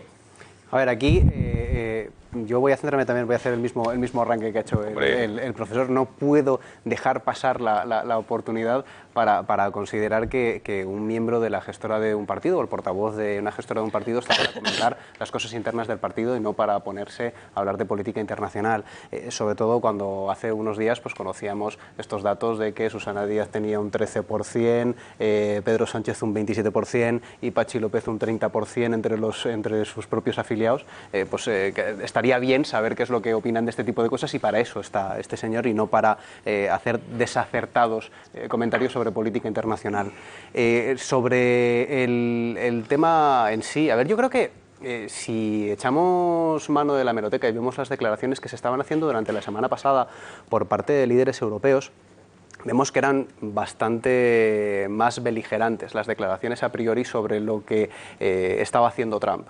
Y en un momento dado, la posición española, la posición de Dastis en este caso, era una posición más de vamos primero a trazar puentes de confianza, vamos primero a tomarnos las cosas con cierta tranquilidad y vamos a fomentar las relaciones para luego empezar a debatir este tipo de cosas. Y esa es la postura que luego se lleva a Europa y que ha salido por parte de muchos líderes europeos y es la postura que ahora mismo llevó Mariano Rajoy. Es una postura, como decía antes el profesor, es una postura de ver qué es lo que hay y de ofrecer esa tranquilidad y esa negociación primero. Vamos a sentarnos, vamos a hablar. Es el presidente de la primera potencia económica mundial y política también. Y es quienes marcan las agendas en muchas ocasiones y a partir de ahí vamos a ver qué es lo que tenemos. Entonces esa postura de Mariano Rajoy de decir yo me ofrezco dentro de Europa a intentar mediar en lo posible y en Latinoamérica, ¿por qué no? Por los lazos que tiene España con Latinoamérica, a mí me parece una postura bastante coherente. Paz. Bueno, me estaba pasando eso de que yo tampoco me podía reprimir, pero afortunadamente Cristina ha reconducido algo el asunto y luego he visto que en fin, que se ha rectificado agradablemente, porque todo esto de América Latina hay que decir que es un invento francés para deshispanizar América. Un invento del siglo XIX. Se inventaron los franceses para hacer lío, como diría el otro. O sea, para que no nos enteremos muy bien de qué va esto y cuál ha sido la historia verdadera de América. Curiosamente, al África francófona no le llamamos el África Latina. Ahí hablamos de la francofonía, pero en el caso de América sí es la América Latina. Pues no, como decía Madariaga, lo de América Latina suena a lata. No, de latina nada, es la América hispana o Iberoamérica. Eso por un lado. Por cierto, un vicepresidente norteamericano volvió de una gira por Centroamérica e hizo un comentario grotesco pero revelador a la vuelta a Estados Unidos y dijo, le había encantado la visita, que lamentaba no haber estudiado más latín en el colegio porque así hubiera podido entender a los latinoamericanos. Y estas cosas es a lo que lleva esa deshispanización deseada y buscada, ¿no? Bien, después de esto quiero decir que, bueno, la verdad es que el panorama del señor del Partido Socialista, el señor Jiménez, verdaderamente le revela como un personaje de cuarta división que mucho me temo que es extensivo a una gran cantidad, cuando no a toda la clase política española, ¿no? Bueno, al Partido Socialista y al señor Jiménez se le puede decir que si Rajoy por esto es un mayordomo de Estados Unidos, lo cual probablemente se le puede aplicar, que no habría que decir del Partido Socialista, que yo todavía recuerdo en aquel siglo pasado al que aludía Gonzalo antes, los mítines que les llevaron al poder, y recuerdo a un tal Javier Solana, Madariaga, el antiatlantista que acabó de secretario general de la OTAN ordenando los bombardeos sobre Belgrado, ¿no? O sea que si hablamos de mayordomos de los norteamericanos, creo que el Partido Socialista ha hecho una labor en ese sentido muy ejemplarizante, ¿no? Y por otro lado, mira, es una cosa absolutamente ridícula. Estamos perdiendo el sentido de la realidad, la noción mínima de la realidad, el sentido del ridículo. Le han increpado a Rajoy en este caso por no haber reconvenido la política migratoria del señor Trump. Pero bueno, pero de verdad, o sea, ¿se puede perder más el sentido de la realidad y el sentido del ridículo? O sea, Rajoy le va a decir al señor Trump qué acerca de su política migratoria. A lo mejor estos señores no se han enterado de que hay países que controlan su propia política y que hay países que tienen soberanía, entre los cuales se encuentran los norteamericanos. A lo mejor alguien les debería decir que no en todas partes del mundo reciben las órdenes del extranjero, sino que hay países acertado o equivocadamente que son capaces de tomar sus propias decisiones, y a lo mejor así lo entenderían un poquito mejor. Y en cuanto a lo de la defensa, estoy absolutamente de acuerdo con Antonio. Es decir, llevamos décadas, yo no soy precisamente muy pro norteamericano, que se diga, pero llevamos décadas criticando a Estados Unidos porque desarrolla un determinado tipo de política, crítica que yo asumo absolutamente, pero que está pagando los propios norteamericanos. Y nos hemos permitido el lujo durante décadas de que mientras pagaban los americanos les podíamos hacer todo tipo de críticas. Y Trump lo que está diciendo es sencillamente, señores, esto se ha terminado, la fiesta se ha acabado. ¿Quieren ustedes defensa? Páguensela. Eso es lo que está diciendo Trump, lo cual me parece absolutamente razonable. España, y es verdad, por concluir, no tiene política exterior desde el siglo XIX. España dejó de ser una potencia estimable a finales del siglo XVIII, perdimos el imperio en la segunda, tercera década del siglo XIX y nos quedamos siendo una potencia de segundo orden. Desde entonces hemos estado a la sombra de Francia y de Gran Bretaña, en distintas épocas, y después de la Guerra Civil, a partir de los acuerdos del 53, de Estados Unidos. Con todo, tuvimos una mayor presencia, la dignidad nacional en las decisiones que tomaron algunos gobiernos del final del franquismo, de las que han tenido después, por cierto, como por ejemplo lo relativo al uso de bases. Pero bueno, es otra historia. El caso es que no tenemos política exterior. Esto es una realidad. Podemos decir que los presidentes de gobiernos españoles son mayordomos de los Estados Unidos, digámoslo, pero digámoslo de todos, porque la verdad sería que no sería solo atribuible a Rajoy. Bueno, hay muchos elementos encima de la mesa. Sí que me gustaría, Donald Trump, por cierto, ahora vamos a hablar de un sondeo británico que ha hecho sobre qué opinan los europeos sobre este veto migratorio de Estados Unidos. Y van a ver que, sorprendentemente, en contra de lo que dice toda la clase política, los europeos estamos mayoritariamente a favor. Y los españoles también. Pero ahora lo vemos. Donald Trump hablando del muro, diciendo que ya se está diseñando y que no le quepa la menor duda a nadie, en contra de lo que decía Balbás, de que se va a hacer. Escuchen. The wall is getting designed right now. A lot of people say, oh, Trump was only kidding with the wall. I wasn't kidding. I don't kid. I watch this and they say I was kidding. No, I don't kid. I don't kid about things like that, I can tell you. No, we will have a wall. It will be a great wall, and it will do will be a big help. Just ask Israel about walls. Do walls work? Just ask Israel. They work, if it's properly done. Bueno, y como les decía, que ese veto migratorio, por ejemplo, los 3 países afectados por la crisis de los refugiados, sin lugar a duda en Europa, que son básicamente Italia, Grecia y Alemania, superan en todos los casos el 50% de apoyo a este veto migratorio de Donald Trump, que, como saben, es un veto que todavía está en los tribunales, la Corte de Apelación debe decidir, y afecta a 7 países de mayoría musulmana. Y fíjense que España también, no es que haya una mayoría, pero que sí que un 41% de los españoles se manifiesta a favor de esta política migratoria. Y esto son datos que, sobre todo, fíjense en los países donde más afectados por la crisis de los refugiados. Bueno, señores, ¿qué les parece? Porque desde luego estos datos llaman la atención, ¿no?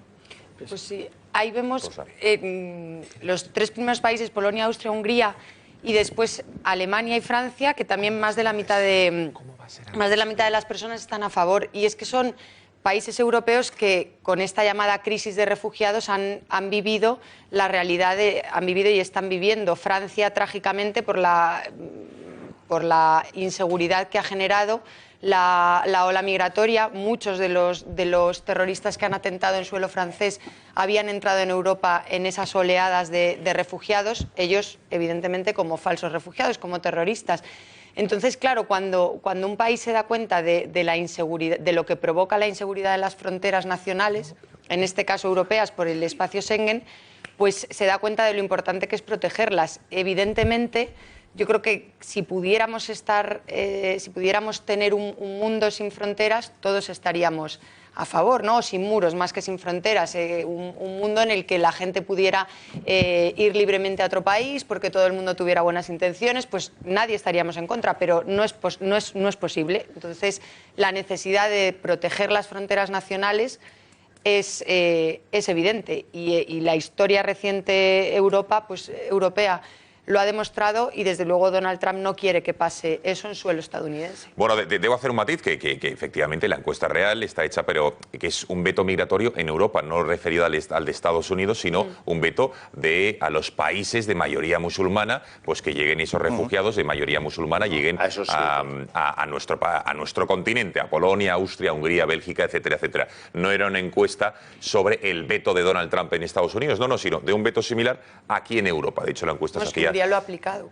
No, por eso, efectivamente, Hungría y otros países lo habían aplicado. Venga, Francás, Balbás, perdóname, que tenía a Francás, que un tema de la radio. Yo creo que el tema del veto migratorio, pues está ahí y hay dos, se refiere a 7 países, bastante limitado al asunto, ¿no? Y tiene dos asuntos. Uno, el diálogo, la opinión, que estamos de acuerdo que la gente puede, si tiene trabajo, pues ir a los países europeos, que tampoco es que tengan muchísimo trabajo. Y segundo, hay un asunto presupuestario que cuesta mucha pasta en términos de educación y de sanidad, su presencia en estos países, y no hay pasta para pagarlos. Y a estos países les interesa más invertirlo ¿en qué? En defensa. Claro que nos interesa invertir un 2% del PIB en defensa. En España, encima, genera empleo, tenemos una tecnología estupenda como nadie en el asunto naval, tenemos a Navantia, que es una de las mejores del mundo, y simplemente hay que dar los pequeños presupuestos de 1.000, 2.000 millones para que nos hagan naves y buques que nos hacen muchísima falta para la defensa nacional, para tener política exterior, para tener autonomía y soberanía. ¿Cómo te respetan con un buen ejército? Exactamente. Entonces, claro, como siempre construyó la bahía de Ferrol y la bahía de Cartagena, las grandes naves que al final ganaron en todo el Mediterráneo, nosotros necesitamos nuestra industria. Y en el tema aéreo, España tiene tecnología terrible. Lo que necesita es una cosa: presupuesto. Que no lo hay.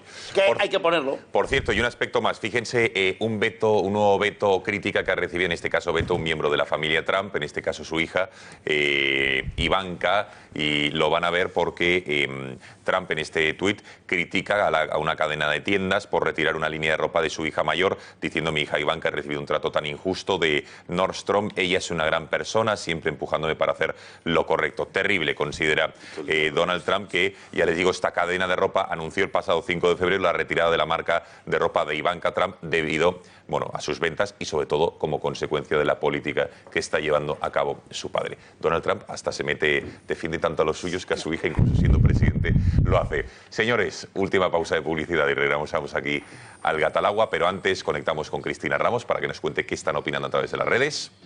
Muy buenas noches, Gonzalo. Bueno, pues parece que esta llamada de Trump con el presidente del gobierno ha generado controversia en nuestras redes porque nos llegan mensajes como este: en España nos hace falta más de un Trump. O este de Geno a través de Twitter en nuestra cuenta @gato_directo, que nos dice: primero arreglen este país y luego ya se verá. O este otro tuit de María que dice: Rajoy, más que un locutor, será un buen recepcionista. O Luis, que dice: señor Rajoy, interlocutor ¿de qué y de quién? Y también hemos recibido algunos mensajes a través de nuestro número de WhatsApp, que son mensajes como este: primero que arregle este país y luego que haga de interlocutor de medio mundo, casi nada.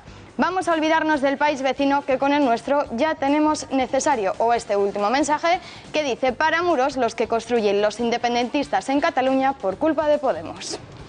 No hay Muchísimas gracias, Cristina. Ahora sí, hacemos la última pausa de publicidad y regresamos aquí al Gatalagua.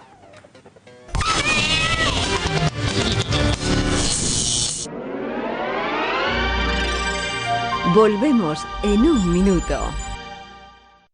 Hablar de este jamón cocido es hablar del tiempo. De este no, de este. Porque en El Pozo hacemos así nuestro jamón cocido artesano, dándole tiempo al tiempo. Como dijo otro artesano, el tiempo siempre encuentra el final perfecto. Jamón cocido artesano de El Pozo. Ya no se hacen jamones cocidos así. El Pozo. Juan, ¿has visto mi teléfono?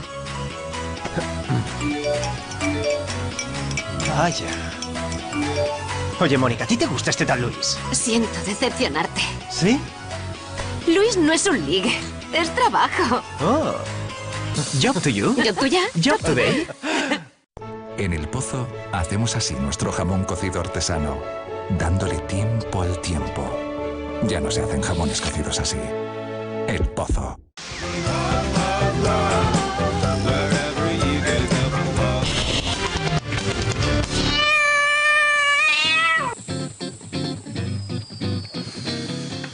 Bueno, aquí seguimos en el Gata al Agua. Sí que me gustaría hacer un último apunte de la política estadounidense antes de volver a la crónica nacional. Y es que, como saben, día sí día también se habla del señor Soros, ¿no?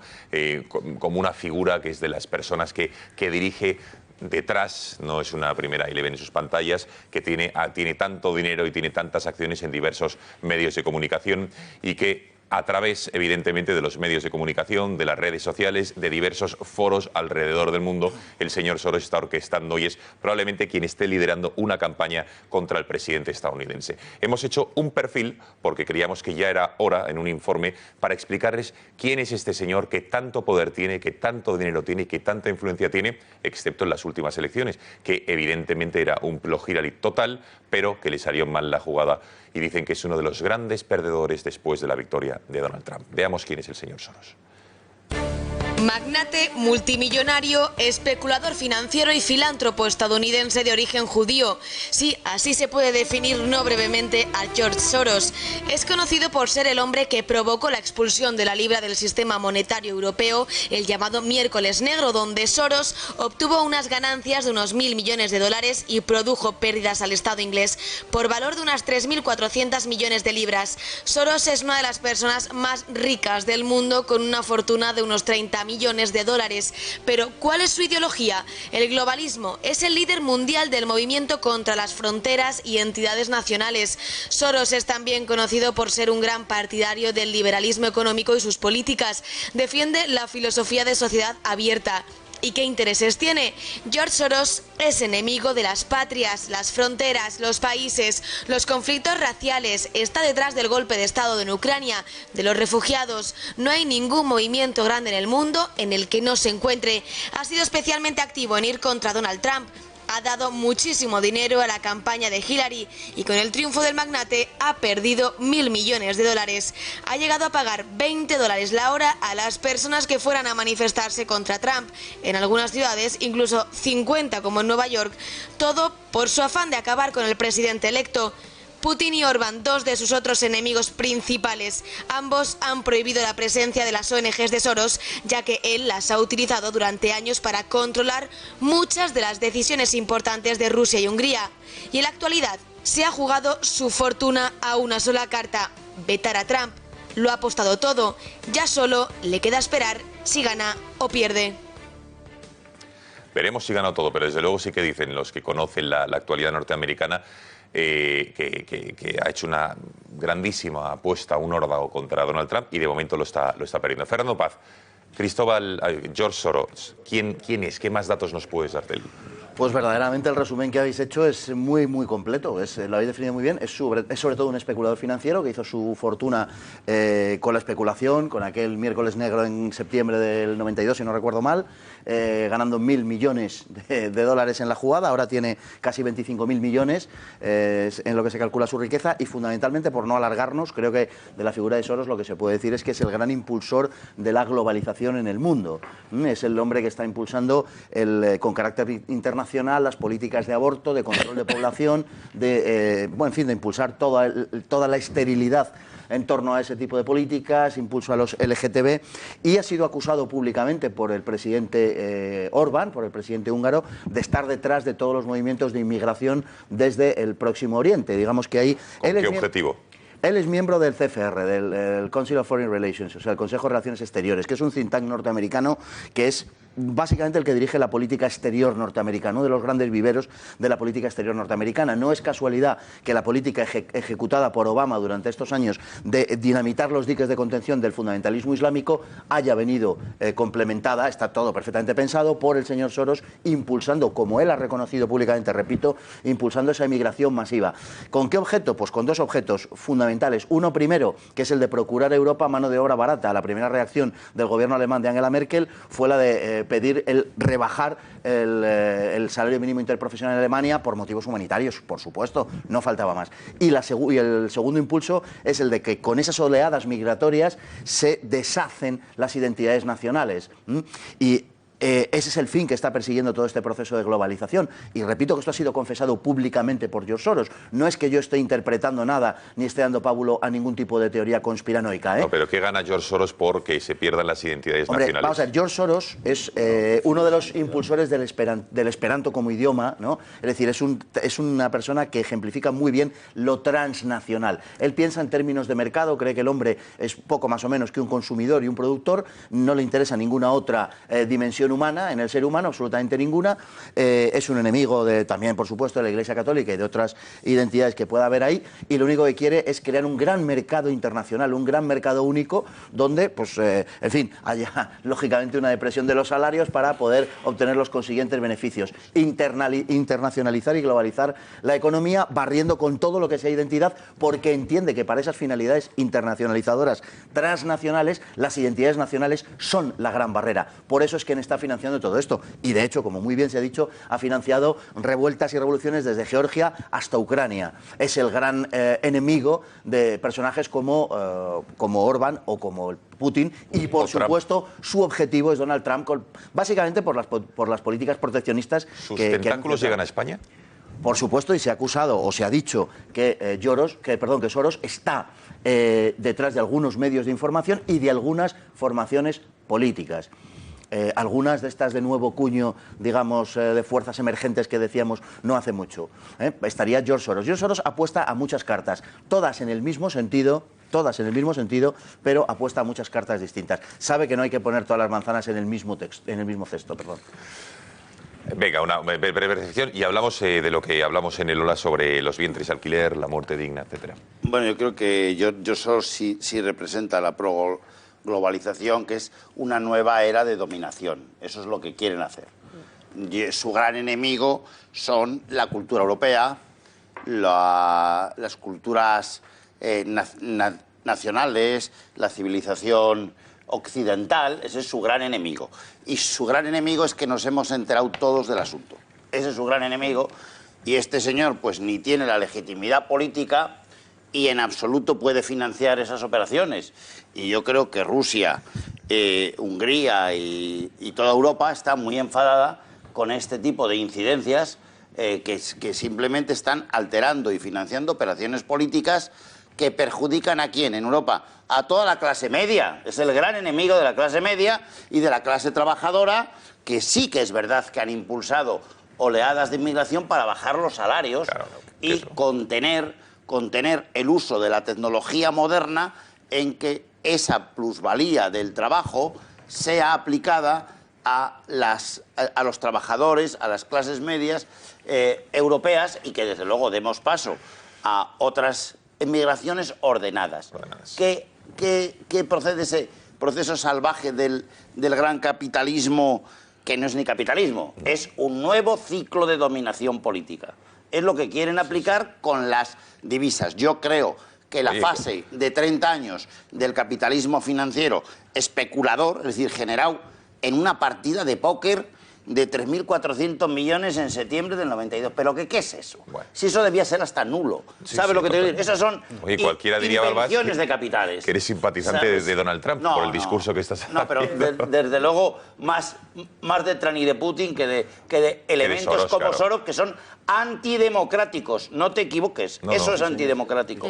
Eso es nuevo elemento de dominación. A ver, profesor. Soros no es que sea antidemocrático ni democrático. Soros es de Soros y ya está. Entonces, yo creo que yo no conozco personalmente, no tengo el placer de conocer personalmente ni la desgracia de conocer al señor Soros, pero yo creo que le estamos otorgando, es verdad que él lo ha dicho, como decía anteriormente Fernando Paz, yo creo que en algún ejercicio de soberbia y en alguna entrevista sí que ha dicho que él está financiando determinadas cosas, pero le estamos dando demasiada importancia al señor Soros. Es decir, la globalización no se produce por el señor Soros. Esa globalización. La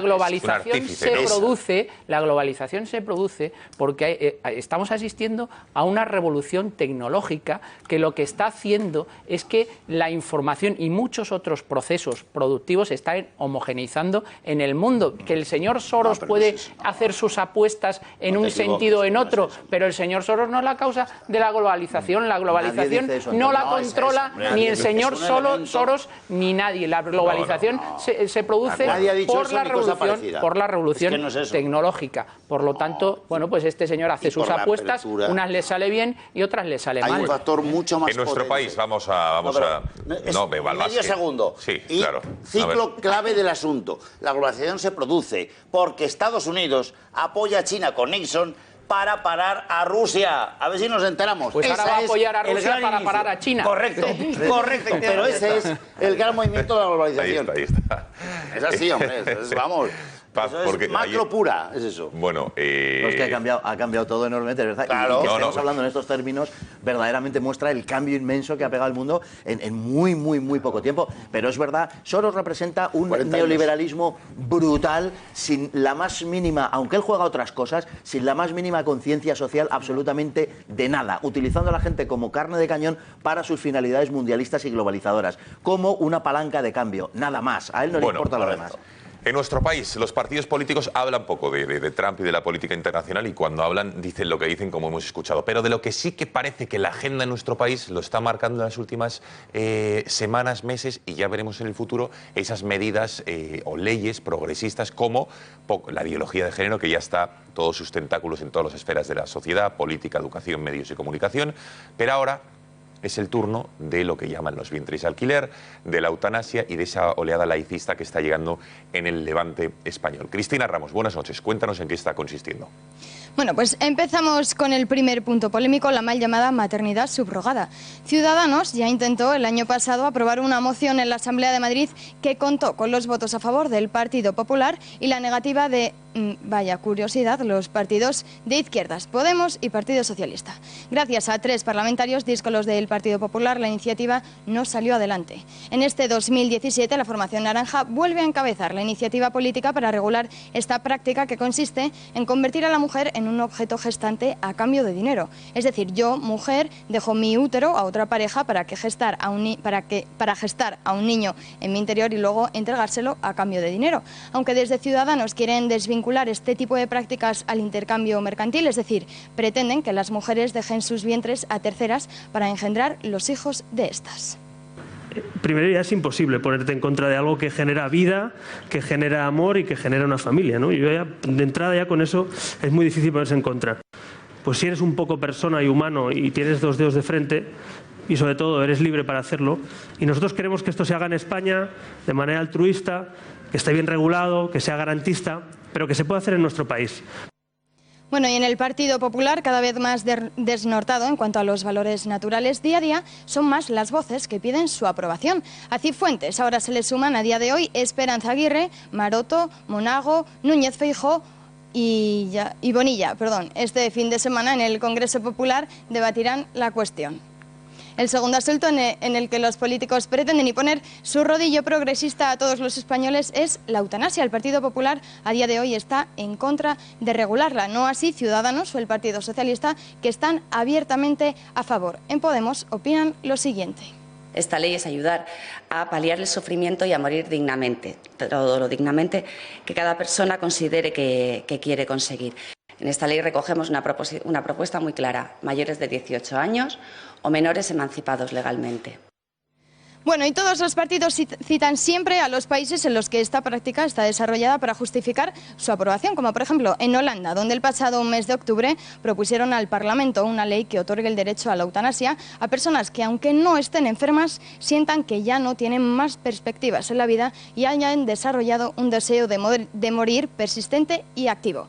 Y por último, la laicidad lacerante con la que Podemos y sus marcas blancas están acelerando en los últimos meses. Es el caso del Ayuntamiento de Valencia, donde han aprobado una moción en la que exigen la retirada de simbología religiosa en los espacios de titularidad pública y el carácter civil y aconfesional de todos los actos organizados por el Ayuntamiento. La marca de Podemos instará a incorporar referencias y conmemoraciones de carácter civil al calendario oficial, los centros públicos y el callejero municipal. Esta propuesta, que ha generado gran controversia entre los partidos, ha encontrado el respaldo en sus 2 socios de gobierno, Compromís y los socialistas, frente a la negativa del Partido Popular.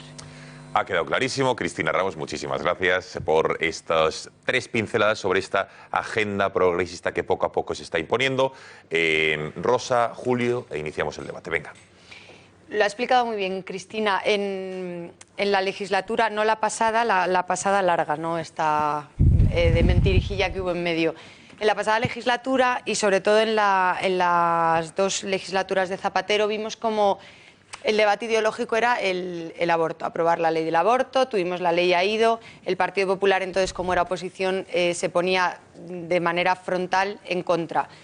Luego llegó la legislatura de Mariano Rajoy y se consolidaron por la vía de la omisión y del incumplimiento de las promesas electorales todas las políticas ideológicas de la izquierda. Como siempre ocurre, la izquierda va modificando la sociedad a su gusto y la derecha, como no hace nada, pues consolida esas leyes. Y lo decía Cristina, una vez que está instalada la ley del aborto ya muy poca gente se plantea que sea un debate que haya que retomar, que se tenga que modificar. La ideología de género el Partido Popular la ha asumido como el que más y las batallas ideológicas de esta legislatura van a ser esas 2 que curiosamente tienen 2 nombres preciosos, ¿no? El debate de la muerte digna, ¿quién puede decir que no a la expresión muerte digna? Y el debate de la maternidad subrogada, hablaba Albert Rivera. ¿Cómo vamos a decir que no a algo que da vida, que produce amor? Bueno, pues son maneras de ver una cuestión que al final es qué tipo de sociedad queremos. Queremos una sociedad en la que a las personas, como va a pasar en Holanda, que se declaran cansadas de vivir, se les aplica la eutanasia. Se le aplicó hace poco a una anciana que no lo había autorizado. Eso es la teoría de la pendiente resbaladiza. Cuando se cuenta, mucha gente dice, eso es una exageración, una teoría de la conspiración. No, ocurre. Y queremos una sociedad, digo, en la que a las personas enfermas se les quite de medio por la vía rápida, en la que se pueda abortar a niños como con la ley actual del aborto hasta el 8º mes de embarazo, pero a la vez se pague a mujeres para que gesten niños a cambio de una cantidad de dinero para parejas que no pueden tener y que evidentemente es una situación triste, pero que yo creo que hay otras soluciones. El debate es ideológico y lo grave de esto es, para quienes pensamos que son debates importantes, es que no hay ninguna voz en el Parlamento, actualmente no hay representación política para dar la batalla en la dirección inversa. Sí, a ver, Julio Lenar, tú que el otro día en el Gatalagua someramente, que lo debatimos unos minutos, defendiste lo que es lo que llama maternidad subrogada, vientre y alquiler. ¿Cómo se hace, o la propuesta de Ciudadanos, que en su día creo que tú llevaste al Congreso de los Diputados, para que esta acción de convertir a la mujer en un objeto gestante sea a cambio o sin ese intercambio mercantil, sea de una manera altruista? ¿Cómo se hace eso? Porque en Estados Unidos es a cambio de una millonada. Vamos a ver, lo que se pretende precisamente es que la gestación subrogada no se convierta en ese vientre de alquiler, es decir, que no sea un a cambio de dinero. Y entonces lo que se busca con esta proposición, concretamente la de Ciudadanos, yo no me la he estudiado, yo hablo de la que en el año 2015 presenté yo en el Congreso, y no te preocupes que había voces en contra. Estaba la voz en contra del PP, estaba la voz en contra del PSOE, estaba la voz en contra de Izquierda Unida, estaban las voces en contra de todos los partidos que habían allí, que ahora ya no están tan en contra porque ya se ha instaurado en los sitios que este tema había que debatirlo. Y a mí me parece genial que se debata y que haya posturas enfrentadas y tal, porque yo creo que una regulación al final, cuando viene de posturas enfrentadas y sales a una cuestión que teóricamente tiene que ser beneficiosa para todos. Yo creo que hay varios puntos que tenemos que tener en cuenta. Una, no se puede hablar del derecho de ser padres. Cuando lo enfocas desde el punto de vista del derecho de ser padres, yo creo que está completamente equivocado porque no existe tal derecho de ser padres, puede existir el deseo de ser padres. Por otra, no podemos comparar el hecho de que existan abortos con el hecho de que si hay abortos de gente que no quiere niños, ¿por qué está el tema de la gestación subrogada? O si hay niños para adopción, ¿por qué está el tema de la gestación subrogada? Son esferas que están completamente en ámbitos distintos y no podemos cometer el error de compararlas. El tema de la adopción no podemos comparar porque la adopción es en el interés superior del menor, es un mecanismo para proteger a los menores y esto es otra cosa. Y el tema de la aborción gestación, del aborto es porque si la legislación permite en una serie de circunstancias muy concretas, de casos muy concretos, no hablo del tema de los 8 meses, pero si hablo en casos muy concretos, que se pudiera llegar a esa situación, tú tampoco puedes forzarlo a que termine teniendo el niño para tener que darlo en adopción, porque el sistema entraría por medio y sería otra complicación. Centrándonos en el tema de la gestación subrogada, aquí lo que se busca es regularlo para evitar que terminemos como países de Europa del Este, donde se ha visto en documentales, se encontraban madres en una situación social bastante comprometida que acudían a esto como una forma de vida más y se quedaban embarazadas de forma recurrente, poniendo en riesgo su vida, su salud. A cambio de dinero. A cambio de dinero. Bien. A cambio de dinero. Y en España, al prohibirse en nuestro país, hay gente que teniendo dinero se va a esos países, se va a Europa del Este, a tener sus hijos por gestación subrogada. De hecho, ha habido varias agencias que están en tela de juicio que se dedicaban a facilitar este tipo de situaciones en Europa del Este o en Estados Unidos. Entonces, lo que se busca es que esto no se produzca, que no conviertan a las mujeres en vasijas. ¿Cómo? Por un lado, le pones una serie de limitaciones a la que va a ser la madre gestante subrogada. Es decir, no toda mujer puede ser madre subrogada. ¿Cuáles pueden serlo? Mujeres que tengan medios de vida suficientes, que ya hayan tenido hijos y que no utilicen esto como un medio de vida, como si fuera por contrato, como si fuera su tipo de trabajo. Es decir, que su trabajo no es quedarse embarazada de forma continuada, sino que tengan medios de vida suficientes, que tengan trabajo, que tengan propiedades, que hayan tenido hijos, que no vengan de una situación traumática de haber perdido un hijo y pretendan con esta situación pasar por ello, y que no que haya pasado un tiempo concreto entre el anterior hijo que hayan tenido por un lado ese, y por otro, que cuando se realiza el contrato que tú fijas con la persona que va a ser la gestante, no haya una dotación económica mayor que aquella de cubrir los gastos que se pudieran derivar de esto. Es decir, contratar otro seguro o las revisiones médicas que tú puedas tener, etcétera. Que sí, que ya sé que luego viene la pregunta que dice, bueno, pero es que esto lo que hace es limitar la posibilidad de acudir a la gestación subrogada a unos casos muy concretos. Ya, ¿y cuál es el problema?